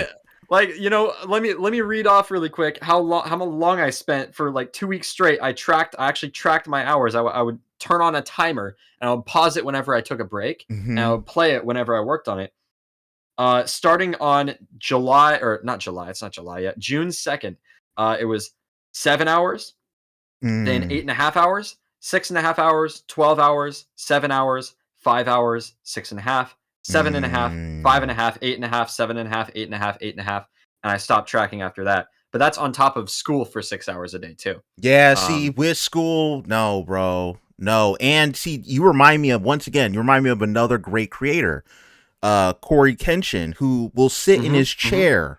He mentioned this, like sitting in his chair for 20 hours in a day just to edit everything and to make sure things look perfect. So I resonate with that. That's what I did this weekend. I feel that. Get up to eat and go to the bathroom. Legit. And it's all you know. You're in the house 90% of the time when you're a YouTuber. And a lot of people don't know that. Even if you're not uploading, you might be working on a big project. Yeah, and I'm gonna take a nice break. There you go. Good. And tomorrow, and then I gotta get going on the million sub special, so I don't have to wait 3 months again. And I'm just hoping I get there. You think you're playing, bro. You think you playing. You're smart though, but you think you playing. We all know you face revealed with me, man. Okay, yeah, no. So the thing with that is like that was mainly for people who don't like people who wouldn't have watched the million subscriber special anyways, or who wouldn't have been excited for it. A lot of people don't know that I've done a face reveal. Yeah. And also I haven't really done one outside of like in like on my channel Yeah. in almost 2 years. And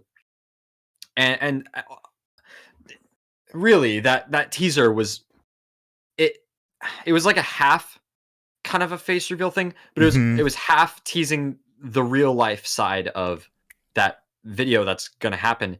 The whole point was yeah, it was kind of about the face reveal. That was more of a symbolic thing though. That was more of like I'm gonna show my face in a video that's about me, right? Like, you know, the main I guess reason why I wanted to have a real life clip there was because I I I want a lot of the million sub special to be in real life. And I'm really gonna try to keep the same amount of quality. I've got a really good camera that I'm borrowing from the school, and like it's really good. And I'm gonna try to master that camera throughout this process, and I'm gonna try to put together just basically a video that is like a collection of the things that I like about the Legend of videos, the things that the storytelling aspects that I like about the Dream SMP videos and stuff, because I get to coordinate that myself, because this is people can't get mad at me over leaving something out of my own story, right? Yeah, People can't be like, yeah, bro, but you missed this part of your own career. It's like, yeah, I can choose whether I want to include that, Yeah. And that's kind of a thing with telling stories of other people, is that yeah, it's like I get to have this awesome framework for putting together something amazing. I get to take inspiration. That's really what I consider this video more inspired by Tales from the SMP than necessarily like play for play about Tales from the SMP. Yeah, speak on it. Speak on that a little bit more. Because obviously with the nature of the replay shots is that they're not actually they're a representation of what emotion and what story I'm trying to tell. Obviously stuff like the pit montage wasn't as clean cut as it wasn't clean cut at all in the actual stream, and that's the point. But for the montage, the point wasn't to convey it exactly play for play how it was. The point was to get it mostly accurate, but still have it be entertaining and not let the quality of it be limited by, oh, but it didn't look this good in the stream, So some of the timing stuff, it's like it's stuff like some people call that inconsistency. I call it refining, Yeah. This is, and I'm not claiming that, and that I see that a lot with the storytelling part of it too, with like the writing and all that. I have to make decisions. I had to make very hard decisions. I wrote an entire section on Karl's backstory before Tales from the SMP that I cut out because I felt like people would get bored and leave. Yeah. I felt like I had to jump right into the Tales. And that's why I just jumped right into the Village That Went Mad. And the reason why I didn't do a play-by-play of that one is because it was mostly like kind of a joke. And it was a like, joke, yeah. It was. And so, but I felt like it was necessary to establish the backstory, and because it was really the first official Tales. I actually, I added in that the first library section where he built the library. That happened off camera. But I had to, I had to make some assumptions. I can't just be Yeah. I can't just tell people like, oh, by the way, this library appears here now. So I just kind of had to be like, okay, he built the library. Obviously, the library didn't just appear there. He built the library, and we see in the Mizu one that he has a book for the village that went mad. So he obviously wrote a book. Mm-hmm. We know he's asking all these questions in the first one because he asked all those questions in Mizu. He asked all the same exact questions of like, I don't know what's going on, and we know he's confused. So some people, are probably going to say something about like, oh, that's inaccurate or whatever. And it's like, yeah, I'm willing to have that little bit of inaccuracy if it means that people who would be confused for the whole thing or who would be set up to be confused aren't confused anymore. Yeah. And that totally Anytime makes sense. Yeah. Anytime I make assumptions or choose what to leave in or leave out, I make sure that whatever thing I'm adding in is based in fact and based entirely in fact, does not change anything in the story or contradict anything. And anything that I leave out, I make sure it doesn't it doesn't leave out important information, that is necessary for the story. And I feel like that's the only way that I've been able to keep these videos in such nicely packed episodes. I was just about to say that. It feels like you found your formula. And I've noticed that because the length of the videos are around that same typical time, that duration that you're kind of looking at, within like that 45 to 50-minute slice. And then if you need to follow up with more, if you want to create another video to like do a part 2 or to expand on things that you might have missed out on if you wanted to, you could always do a second video and no one's going to be upset. Like no one will be mad if you decided all the things that you couldn't put in this original video, if you made like like another video kind of going into that, or maybe like that on the second channel, no one will be upset. But also, if you took some of those details and you just put them in maybe in the beginning as like a forefront for the second part or something like that, or wherever you want to add it, no one's upset. But I love the fact that you work within the limitations that these streams give you. Like, that's pretty much all you got. That's all you got to really work with. 100%. And you take that and you turn it somehow into a freaking, Netflix movie. And I'm not saying that they're writing, you know what I'm saying? I'm not saying that Karl's writing is bad or like the streams are bad, because I watched those episodes. I thought that they were entertaining on their own too, but it's a different thing. Like he's not, his goal with Tales from the SMP wasn't to create a cinematic masterpiece of a story, I tried to turn it into something like that. And obviously it's not going to translate perfectly. Yeah. Stuff has to be different. It can't be a 1-for-1, and that's not what I'm going for at all. Some people are, upset because I left out certain details, here and there, just in general with my Dream SMP videos. Yeah. Or that maybe I didn't, portray something exactly. Like, it's double standards, because if I told every event from every perspective, no one's gonna watch the video. Nah, nobody watching that. Nobody watching a 5-hour video of. No one's gonna watch a 5-hour video on no one's gonna watch a 5-hour video on something that can be covered in an hour in a way that makes a lot more sense. Yeah. It's just it's a series of decisions that I have to make based on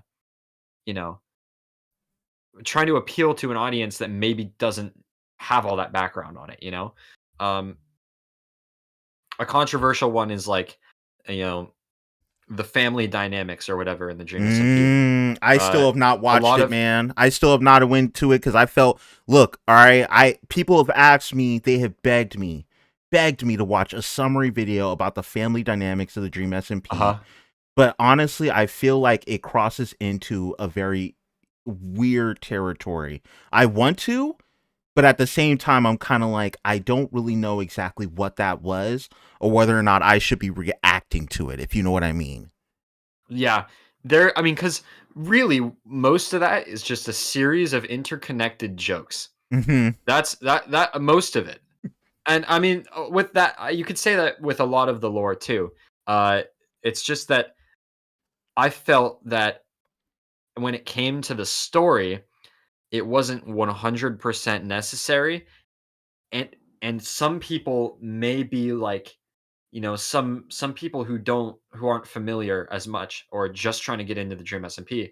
If I start talking about how, Fundy's mom is a salmon and Wilbur is the dad, they're going to be very concerned.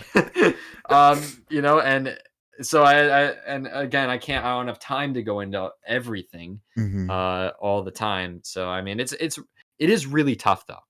It's really tough because I'm not able to get input from these people. I had questions for Karl that I was going to ask him about is this important to include? Is this the right way of phrasing things? Am I, making a wrong assumption here? But he was too busy to answer them, and so I just had to be like, all right, well, I tried, so I'm just gonna go with what I think will make the best video, and that's what he said. Actually, he said, he said when when we hopped on a call one time, and that's when he agreed to give me the worlds, and he was like, honestly, he was like, just do whatever makes the best video. Yeah. And we'll figure out the rest when it happens. I'm like, all right. So I took that to heart. And I think I portrayed it in a way that represented it pretty well. And I like some of the stuff like towards the end, right? The where I you were freaking out at the Dude, your effects on your voice and everything, man. It was good. It's crazy seeing, because I know this whole video front to back, every direction, so nothing surprises me. So it's reassuring, sometimes like I'll rewatch the video, like when you were reacting to it, and I know exactly what shots are coming up, exactly what part in the song is coming up, what song is coming next, and it's refreshing to see that people are, like that there's stuff that was intended to surprise people, like all of his friends were dead part. When I wrote that, I was kind of mad that they pulled that bit because I knew I had to include it. Yeah. But I didn't know, like, I was like, oh man, how am I going to do this? I think it turned out pretty good though. But, it's like stuff towards the end. What was I saying? You were kind of talking about how you were really surprised, or you weren't surprised. You were watching my reaction in the shots because know the shots are coming, but you were saying it's refreshing to see my reaction. Yeah. And you would be like, oh, what? Oh yeah, and that's what I was talking about. I was talking about accuracy. So a lot of the lines, there was a lot of inspiration from the actual tales of the actual lines. Like all of those lines that were said with the voice effects, that were like the in between, that were like the overseer talking to Karl. All of those lines were ripped directly from the books that Karl was reading in that final section in his stream.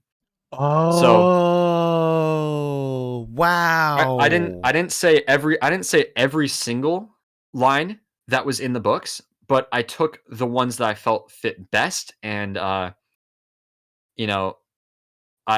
put those there. So it was literally, that was the most accurate I could have gotten in terms of writing. And now I did take, admittedly, a bit of creative freedom with the representation and the replay shots of it, but I feel like, I stuck to the general area of where he was going. I couldn't help but do some crazy stuff there. I'm like, you know what? People can get mad at me over how I represented something visually. I could care less. I'd rather have those people be mad and make something that is like really, really cool than make something that may be slightly more accurate in visual terms. Like, again, everything that I'm representing and saying in that section is 100% as accurate as it gets.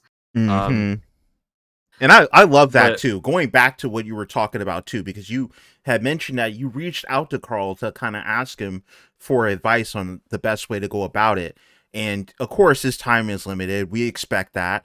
But I think the other part of it, why he trusted you with the build, is because he does just 100% trust your vision. He knew that you were going to take this and run with it, and he's trusting that your run is going to be perfect. And honestly, I feel like there's no one else better to tell this story. I had mentioned in the beginning of the stream that there's levels to the way that the story is being told, first by Karl during the stream, and then you're retelling in a lot of ways. But there's something about you specifically being the person to retell Karl's telling of the story, if that makes sense. Because like you were one of the, I want to say, the pinnacles of Dream SMP storylines on YouTube and retelling the story of Dream SMP. So it's interesting for Karl to be making a story that's kind of also retelling the SMP, but in an entirely different way with a twist. So there's a level of that, and then there's a level of you being the person that normally talks about the Dream SMP, being the person narrating that story again. You see what I'm saying? It's kind of like Karl is playing the narrator in that story. And so it's weird that I'm narrating the narrator. You know? It's like, and then when I do my million sub special, I'm going to be narrating the narrator. Yo, talking about like behind the scenes stuff and all that stuff. That's the plan. But and it's stuff like the Lost Nevadas, you know, that's where I first started to see it. Is before that, you know, all the streams were just that, they were just streams. But Lost Nevadas and Tales really was the first thing on the Dream SMP to start to trend towards this more cinematic feel in terms of the in between. I feel like it revolutionized how content was made on the Dream SMP. You started seeing people like Dream making that short video on Dream XD. Yep, I remember that. You see people like Quackity continuing to make Lost Nevadas stuff. You see just, you know, you see like, you know, I think Sapnap had a cinematic trailer. I don't think anything came of it. You see Rambo had something that he was doing, and really everyone just started doing these like big, you know, high production value things. And so as I started having to tell that, I kind of felt myself having to one up it, you know. I felt like if I did the same thing, I had to do it different and like completely like in my own way. Like, you know, Quackity had all those replay shots. I tried to use as few of them as possible because I didn't want people, you know, I didn't want people. I wanted it to be like when you look at my video, like feel like I added a lot, you know. And that's kind of what I really want to feel like. I want to feel like, yeah, I'm retelling the story, but I'm also adding entertainment value and adding these, you know, these storytelling perspectives that maybe viewers that aren't really paying as much attention won't pick up on, you know, like the gradual decline of Karl and the in-between into that chaotic back and forth that you see in the end, you know. Like I had to make sure that consciously while I was writing each of the sections, I knew the goal that I was trying to get across. Like, you know, the first one, I really wanted to have it be complete euphoria, just like complete angelic. That was perfect. Flawless, nothing bad about the in-between. Then the second one, I want it to be like, okay, this is weird. Okay, there's something, this is interesting, you know? And then on the third one, it's like, okay, it's hiding something, you know? It's something's up, something's going on. And then on the fourth one, it's complete chaos. And I feel like that subtle decline over time is that was the main storytelling aspect that I had to focus on with this, that I really wanted to consciously focus on. You nailed it, bro. You nailed that whole feeling of that. It felt like a gradual decline. It felt like things were unraveling. Let me ask you this, because it's something I've been thinking about for a while now, actually.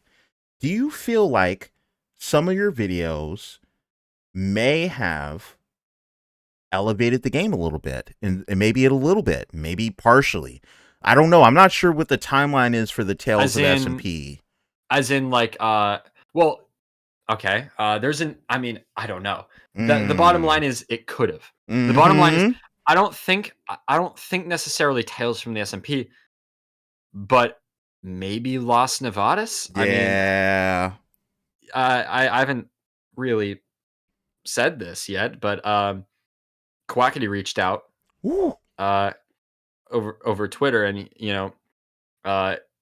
he asked me if I wanted to help him a bit with the next Los Nevadas live stream. Oh, bro, that's huge. Yeah, I know. He hasn't reached back out. I assume he's just been very, very busy, because I've seen, like on his Instagram, he's like in Spain one day and in like North Carolina the next day. Now he's in like Britain, hanging out with Tommy or something. And the craziest thing too with him, they make it. I mean, I want to say they make it a little bit more difficult to track them, which is smart. They should, because they have fans and stands everywhere. Yep. Yeah. It's like it's crazy, but yeah.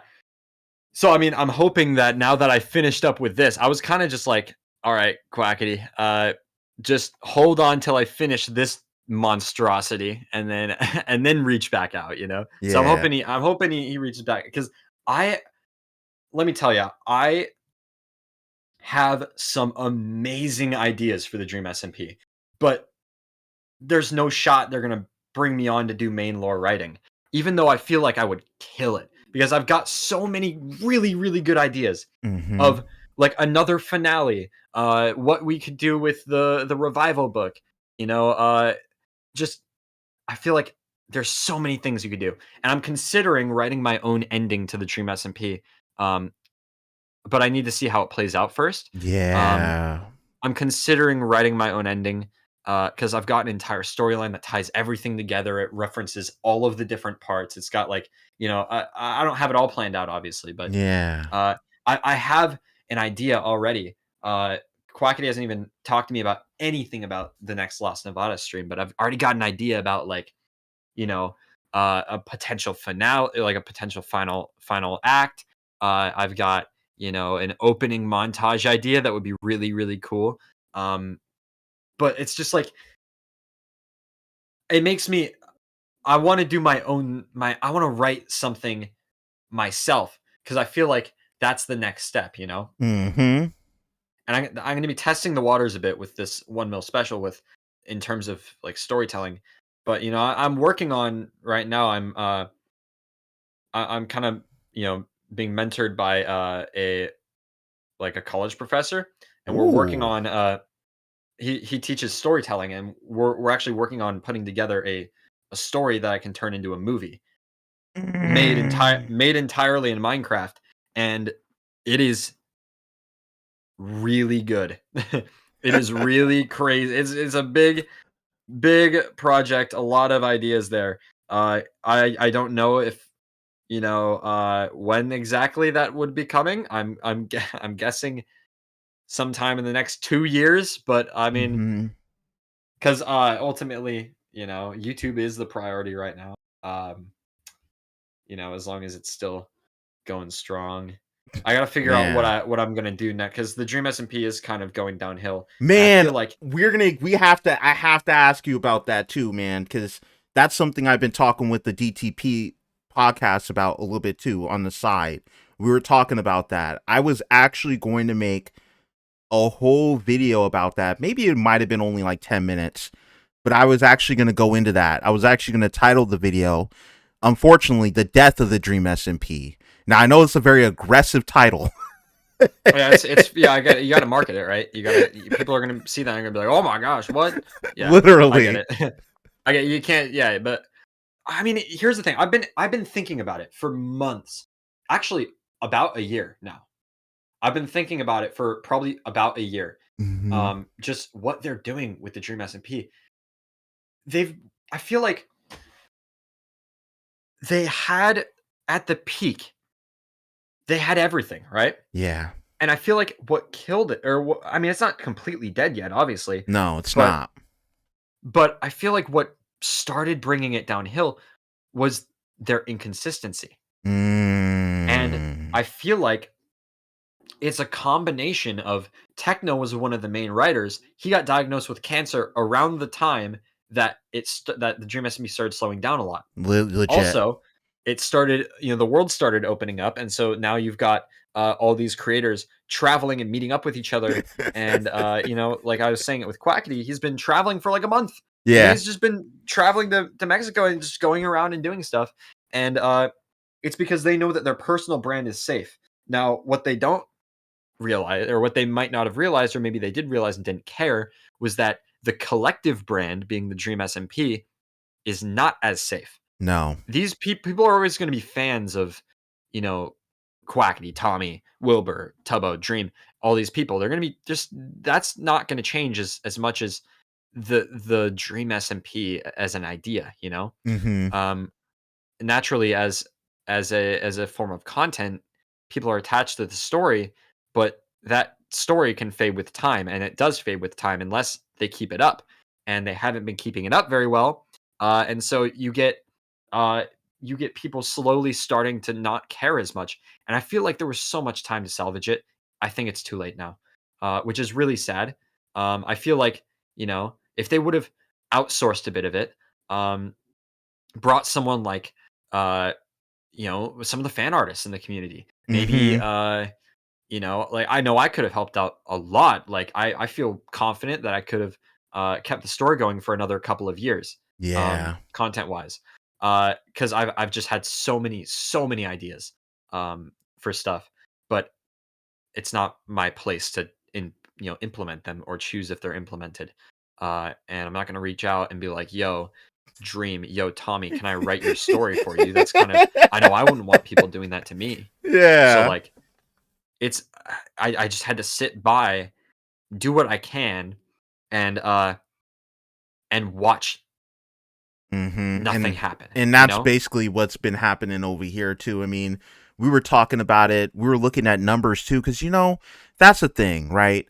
I'm a reaction channel, so I have to know kind of what the pulse is for the community, at least when it comes to the audience. Like I have to have a Yeah. kind of an idea. And when people weren't checking Yep.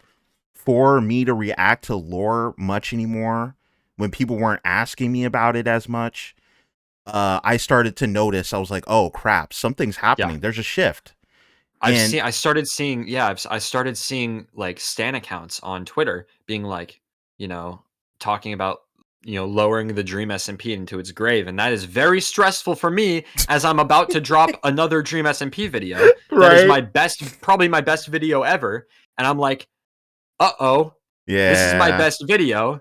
And people are talking about, like, I 3 months ago, it wasn't this bad.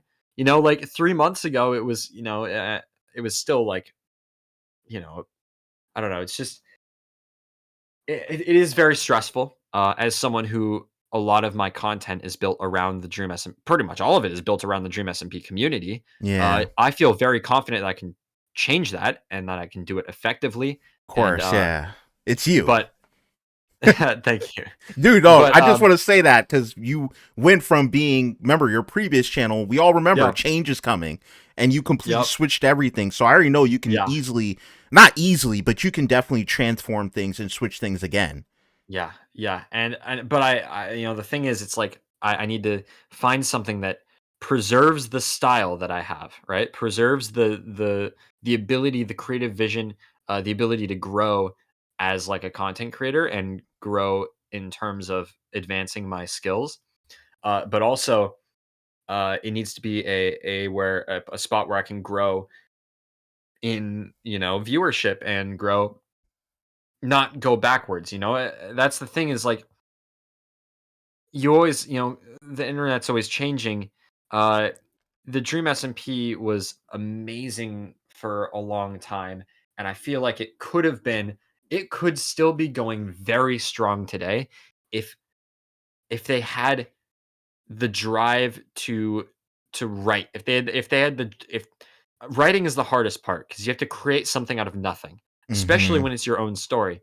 You have to create something out of nothing, and coordinating 30 people to do that is very, very tough, because anytime they have a major lore stream, they have to make sure it fits with everyone's character. Where is everyone at this time? Who's available? I imagine it's very tough to do that, but it's like, at some point you got to realize it's something or nothing, right? Yeah. And it's very it is very stressful as a content creator like myself. I need to find the next dream SMP in the sense of the storytelling kind of way, because you know the dream SMP I think was the most prominent example of a actual story on the main stage of Minecraft. Yeah. A lot of Minecraft is just creators playing, building Hermitcraft, for example. If I do a Hermitcraft video, which I think would be pretty cool, it would have to be something specialized on something like, I can't do like Hermitcraft the complete story necessarily, because most of it's just them building. It's just Yeah. that's what it's meant to be. But And that you mentioned that now. You already know now that people are going to be thinking, man, that would be fire. Now that you already mentioned that. I'm already thinking it. I know nothing about Hermitcraft. I am definitely looking into that. I'm also gonna look into the Lifesteal SMP. I haven't seen anything from that, but I know Tommy and Tubbo just joined. I've been aware of it for a while, and I've been wanting to look into it. I actually set a reminder on my phone for once a week. I don't know why once a week, but it was check out Lifesteal SMP, and was intended for once I finish this video, because I need to find I need to look, and I'm gonna sit down. I'm really gonna think about what has the opportunity for a good story, and B, something that is going to be able to grow my audience. I've got a few ideas. I told you about a few of them way back in secret on the podcast. Yeah, I'm not going to mention them. Don't worry. I remember.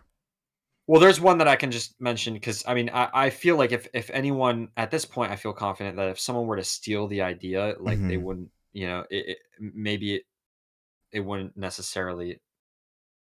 Just go ahead and say it. They're not going to execute it like you. I'd be able. I'd hope so. Yeah, I'd hope that's kind of. I feel like I've kind of got a little bit of an advantage, as in a couple thousand hours on the closest person in replay mod. Legit. Especially with this video, like I had a whole new shaders pack in this video that allowed me to basically color grade every single individual shot. I was able to move the sun around in the sky. I was able to change. You obviously saw I was able to change the color of the lighting, and I messed around with that with Mizu. I messed around that with the in between. The in between wouldn't have been possible to do without this shaders pack. Wow, that is the sole reason. That shaders pack made this video. Excuse me, donating to that person. What the heck? That's fire, though. Yeah, like literally, I spent like 3 days looking for a new shaders pack.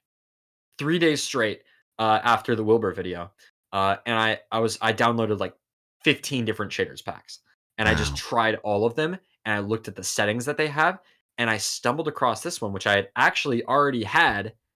I just thought it wasn't going to be good, because when I put it on, it looked but then I realized that was because of one setting. And if I turned down it was the bloom. If I turned down the bloom, it looked great. And I was like, oh, well, there you go. And now it's weird looking back at my other shaders, or looking at my other, some of my other shots. It's like they look outdated now, because I've got these, and that's exciting because it shows that progress is being made, And I could tell, man. I could tell. As someone who's been watching you from the beginning, bro, I can see the progression. I can see you've inspired me. I'm sure you've seen or you've heard of my Corey Kenshin doc.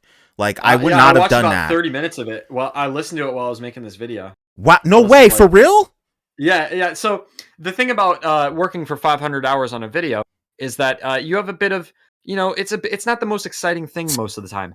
Most of my time in the day, I'll spend 7-8 hours a day it's all technical. All of the replay stuff is technical. Once I have the vision of the shot in my head, all of it is technical.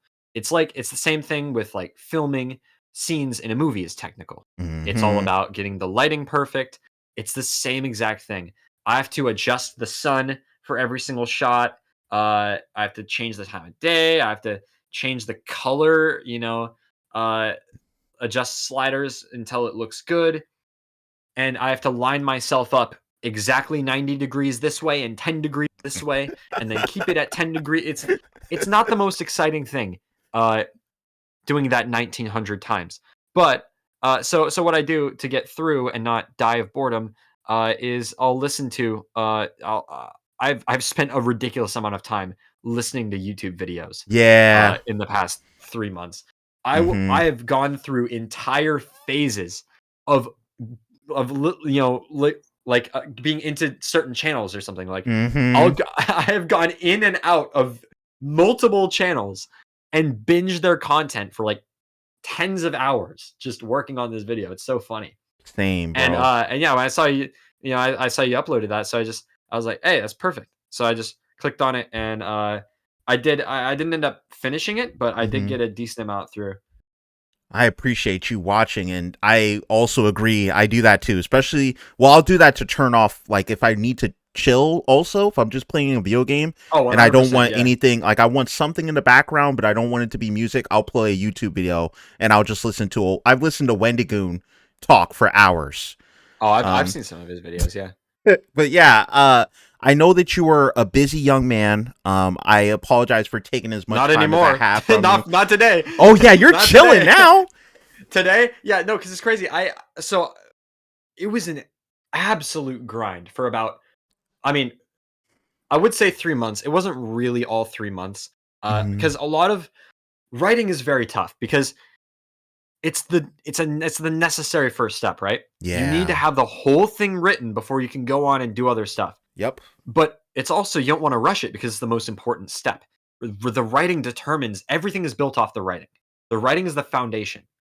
So if I'm not in the mood to write and I don't feel like I can write good, I can't. I'm stuck until I feel like I can write good.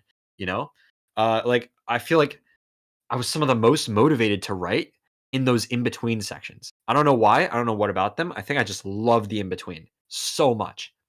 It's my happy place.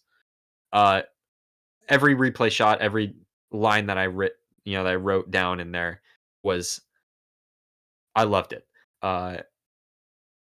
But you know, so sometimes I find myself sometimes I'll just not be able to do anything because I like, I'll have to. I don't want to have to feel like I have to force myself to sit down and write, because then it's not. Yeah. Because then I'll end up writing something that's not good, and then if I write something that's not good, then when I do feel motivated later on, I feel stuck by the bad writing, and I can't do that. I can't do that. So I mean, it is, but once I get into that video phase, I can be miserable and still get really good shots.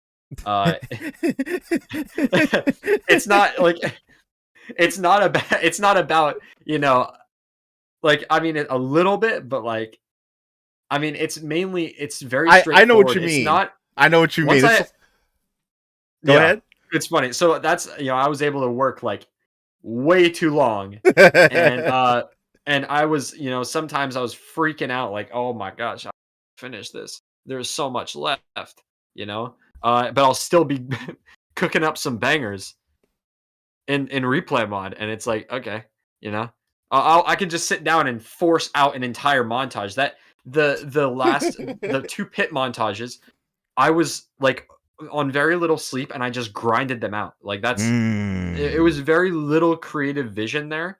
It was very much just, I had already had those shots written down in the thing, and it was just like, it was very much just do it, Yeah. just And sit down and grind it out. I know what you mean, because when it came to editing in the Corey stuff, Yeah. the editing part was like, I could just do that, and even if there were times when like I was like groaning to finish it, I could just finish it, even if I was like upset about something or whatever. But when it came to writing the whole thing out, there was time like where I just was like, I don't know what to write here. Like I recorded Exactly, and you- then I would you write can't- and yeah, it You was can't bad. force those moments. You know, you can't force them because the second you force them, it doesn't work. You know, like so that's why I was willing to skip the Haunted Mansion song because I knew eventually I'd stumble across one that fit. And look at that, the one that the one that I found was a banger. Yeah, it's perfect. And it's like it. You got to realize, that stuff will come eventually. So if I don't if I'm really not feeling like writing, then I'll just kind of maybe I'll sit down and try it. But if I'm not feeling it, I'll let the moment come and pass. And when I'm in a better mood, when I'm ready, really feeling motivated, I'll go back to it. And yeah, it's like editing is very people don't realize this a whole lot, but editing is very straightforward. It's not really a one if you know how to do it. If you know how to do it, yeah, that's fair. It's a very because all it is what I found is like with working with videos, there's two types of work. There's the visual work, and then there's the real work, which is the mental, the vision work.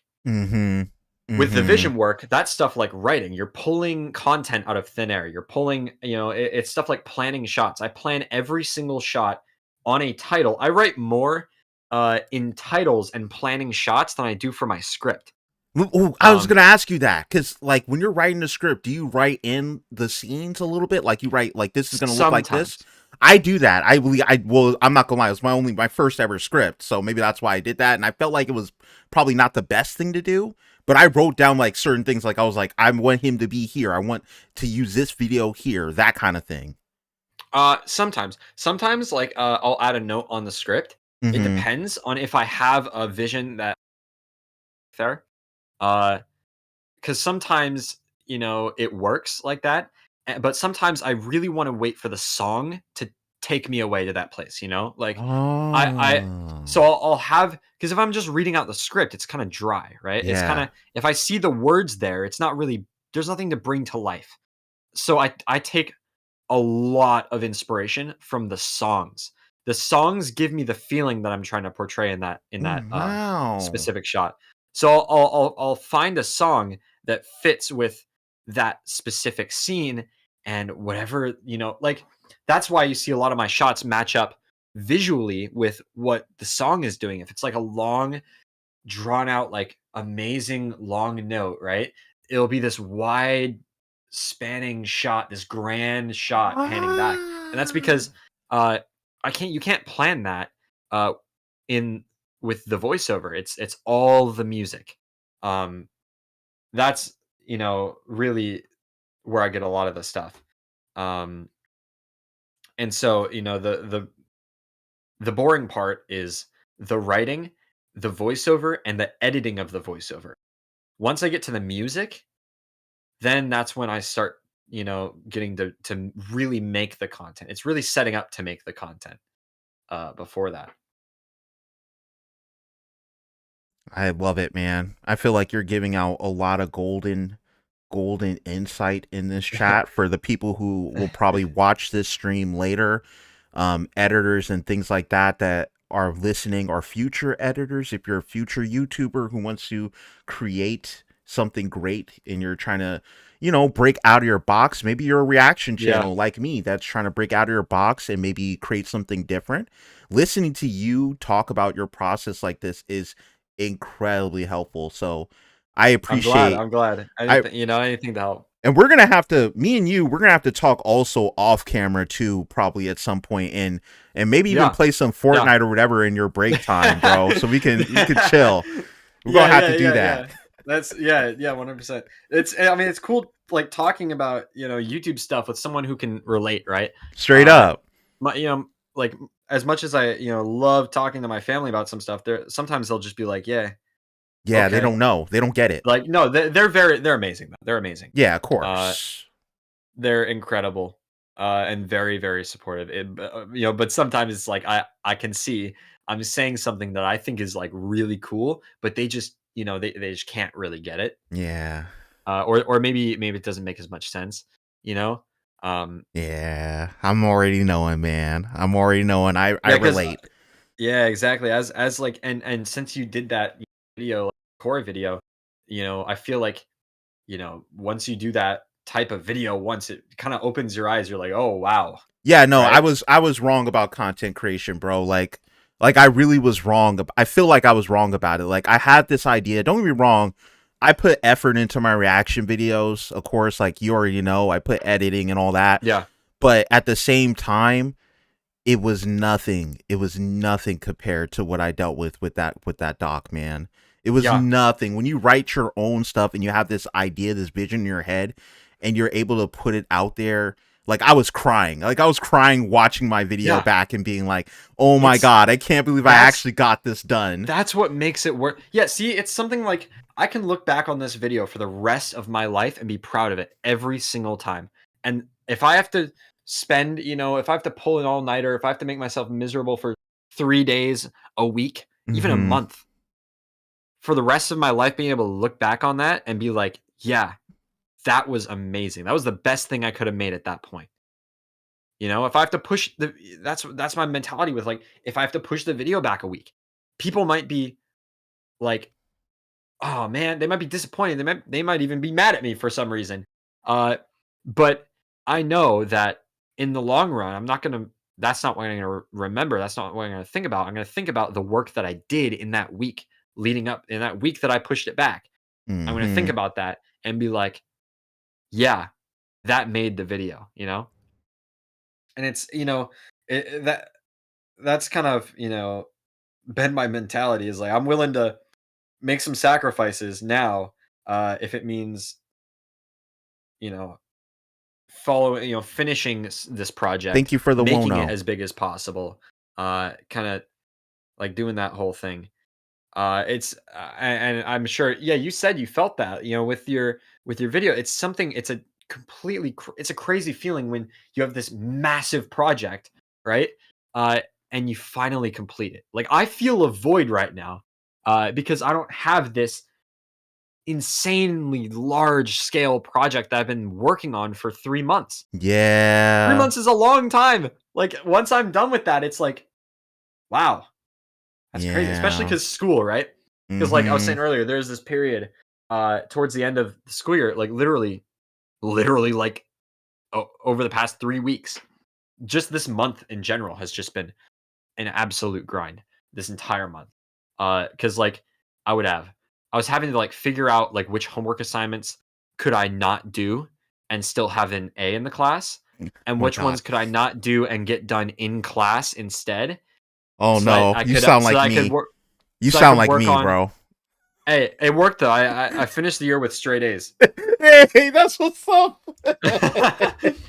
So it worked out. Like I was skipping math assignments because I wasn't doing them at home, because I knew that I would have 2 days to catch up at the end of the year, and I got all of them done in those 2 days. That's what's up. And so that was pretty cool, because I felt like, that strategic skipping of the assignments was worth it. Yes, it was. It always is. I always justify it. I'm like, look, all right, they just want me to get my dang degree. Okay, they just want me to get my dang degree. And don't get me wrong, I got good grades. Like, I finished the Yeah. semester with A's as well. Yeah, But like, there are some assignments where I was like weighing. I was like, well, if I lose points here, then what am I doing to make up for the points here? That kind of thing. you got to do that stuff, sometimes I would like I was gonna skip more days to get to work on the video, but for some reason I just couldn't bring myself to do it. Like what high schooler is like, yeah, I couldn't bring myself to skip class today. Like, cuz I don't know, cuz I just felt like I didn't want to have to make up stuff, cuz I feel like if you skip class, then you have to do it at home, or you got to do like other stuff, and I didn't trust myself to do that. Plus it's pretty it gets pretty lonely sitting in this room alone by myself for 8 hours a day after Man. school. So I got to enjoy the 6 hours I have with other people while I can, because Mhm. that is 500 hours in the past 3 months. 500 that I've spent in this room alone. Yeah, see, Sometimes on a call with other people. Sometimes on a call with other people, admittedly. But the majority of that time was spent you know, on my own with myself and the legend of Corey Kenshin playing in the background. Oh man. Well, I think that is probably a perfect segue to end the show. And it's crazy. Hey, this was like a mini podcast. Dude, it was. And I want you on That's again. awesome. I'm gonna have to have you on again. This was amazing. I love your banter and your insights. Thank you. Yeah. It's so cool talking, talking to this, somebody who I can say something and they're like, yeah, that's right, Mhm. yeah, I get that. Yeah, I felt that, Heck because yeah. it's like I don't get that very often, because like I don't usually have these kinds of conversations with like other YouTubers necessarily. It's Yeah, me mostly just neither. with like my family, and they just kind of let me go. They just kind of listen. They just kind of let me talk. And that's You know? adorable. There's a level of love in that. Like I love that about my family too. I agree. Yeah, 100%. Like I'll just go out in the other room. I'll do something cool. I'll be like, I just got this really cool, and then I'll I'll walk away, and 5 seconds later I'll walk back out and be like, oh yeah, and this too, and it's like, and sometimes I'll start walking in this room and I'll walk back out, and then they'll just start laughing. It's like, because they know they're just waiting for me to come back because they know I'm not done talking. My wife's like that with me, so It's so funny. But yeah, man, thank you for coming on. Hey, yeah, no problem, man. It was good to catch up. Thank you for having me on the stream. Thanks for the reaction too. Like, Oh yeah, of course.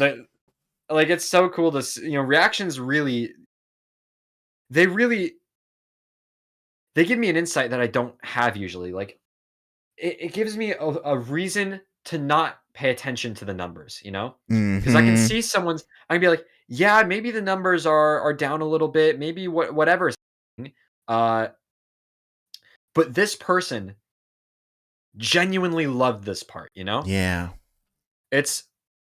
Or like this person, this is what I was going for. This is the reaction I was going for, and they gave it. They had that reaction, so I succeeded. It doesn't matter what the numbers say, and that's what I love about reactions is, I can watch them and I feel like I'm getting an insight into a side of, creation that I really don't get to see, which is people's genuine reactions to my videos, And it makes it all worth it. And I'm sure that's super validating because the algorithm, if we both know, we see content creators all the time.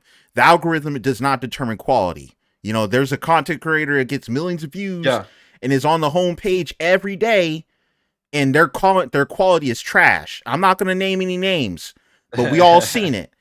But yeah, man, I appreciate you being on, dude, and just keep going, bro. You were amazing.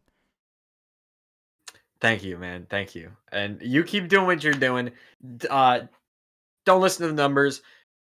Try to find something that, that makes you feel fulfilled, that you feel like you can, grow in.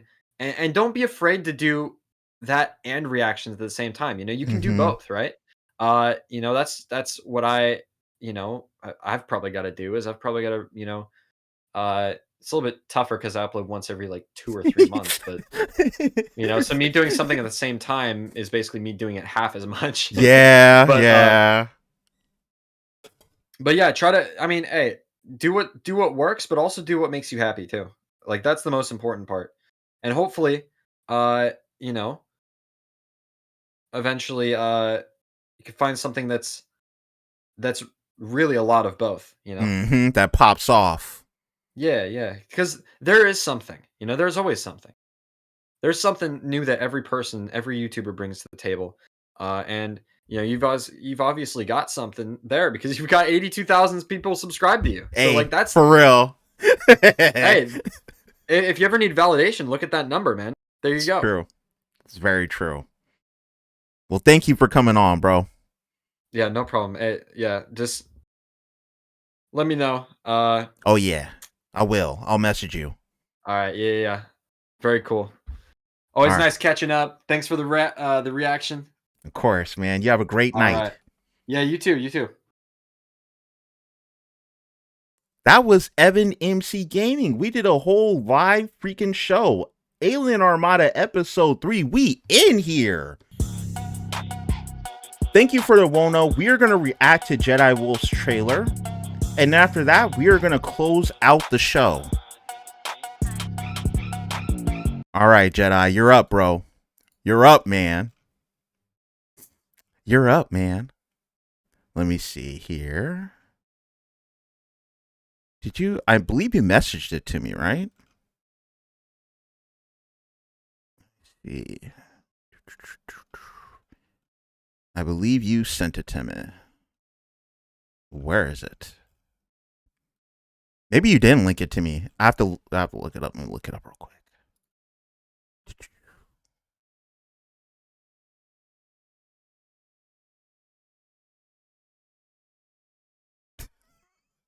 Jedi Wolf, it's your time, bro.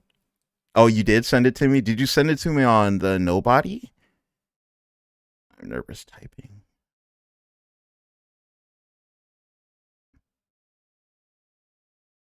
It's weird. Did you delete the link? Where'd it go?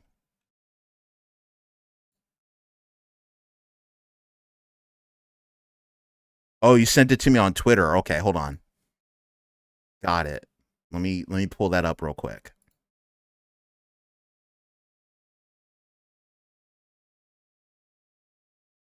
That'll work. This took way too. Oop, hold on. I got y'all. Okay. Jedi Wolf is back. Okay, if y'all don't remember, this YouTuber exposed my channel lore, and he happens to be the only YouTuber who is onto my channel lore on the channel. I've been waiting for this. The Nate Allen lore explained part 2 is coming, and I'm excited for it. So we're gonna go ahead and react to the trailer. This took way too long, but here is the long-awaited. Here we go. Trailer 3. This will be very disappointing due to weight to content ratio, but that's a you just hit me with a stray. He hit me with a stray. I know I need more lore content. Watch the trailer. Hi, my name is Logan, better known as Jedi Wolf, and that light still doesn't exist. I have returned. Okay, so the light's still there. I've been in the making for a while, but I promise you, the fake light. I don't understand why that always shows up as a light. This absence wasn't a break. I just haven't been able to upload. Oh yeah. Another vid explains my absence. There's a card up there when it's really. Oh, so is it out? No. Okay. Lore. I know a little bit about why you have been gone, but if you want to let your audience know, feel free to in the chat, Jedi Wolf. And I wanted to share it with you all, so these videos exist. For your patience, here's a heavily edited nobody scene. Ooh. Hope you enjoy it.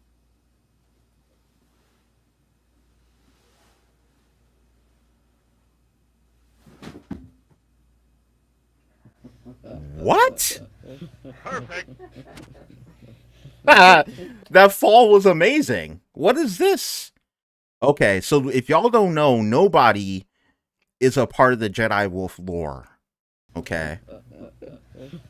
I'll read the pinned in description after.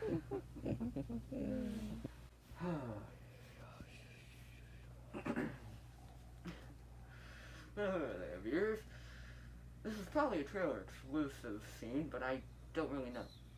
However, I'll sure that will work. Ooh, there was something reversed.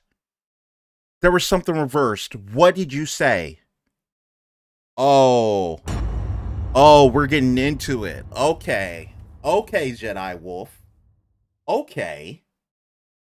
Okay. I might have to reverse that on my own time and listen to that back. In my universe, the people were led to believe it stood for...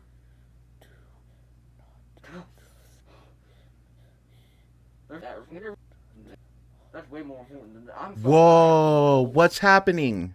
I was originally done there, but then I realized that you guys deserve more than that for 3 months of waiting. I have a scene from the intro that I think would make this a good trailer, and it makes it longer. Still disappointing due to the ratio thing. Now, on to business. I couldn't read that last part. The Nate Allen lore of Thank you for joining, Docile. the past past year has grown much more complex, expansive, and creative than it ever has before. This past year has been very exciting for me, and there's a lot to discuss, but now with the intro done, let's get into the video. Okay.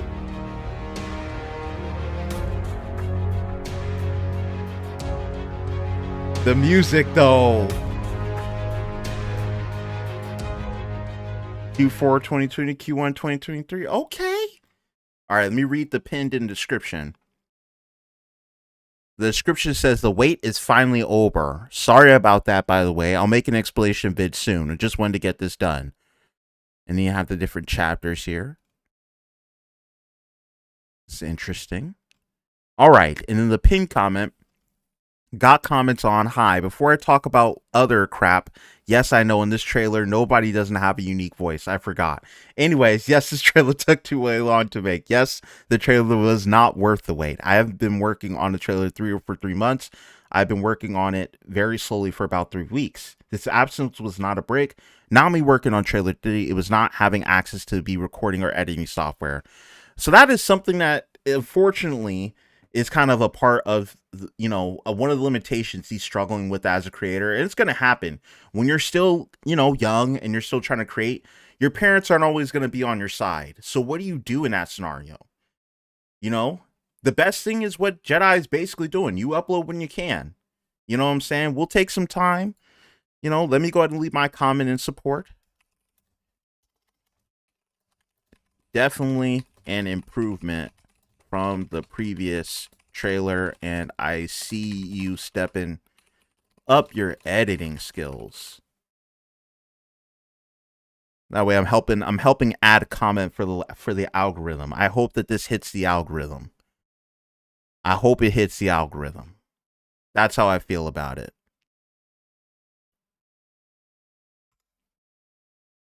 Well,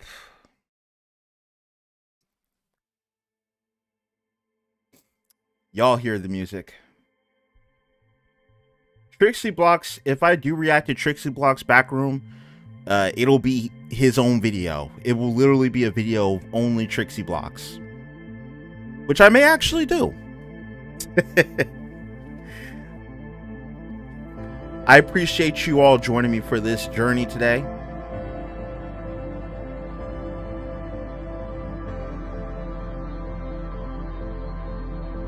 I appreciate you all watching this. Thank you for being here. Shout out to Husky Owo. Anybody else who also donated during this stream, I appreciate you supporting the channel. Jedi, Maraze, Nova, Backroom, Justin, EvanMCGaming, Kaya, and everyone that showed up during the stream. I appreciate you being here. Thank you for joining me for episode 3 of the Alien Armada show. Thank you so much. I will see everyone in the next video, which will be Alien Armada episode 4. I will see y'all then. I hope that the rest of you have a great evening, and I will see y'all then.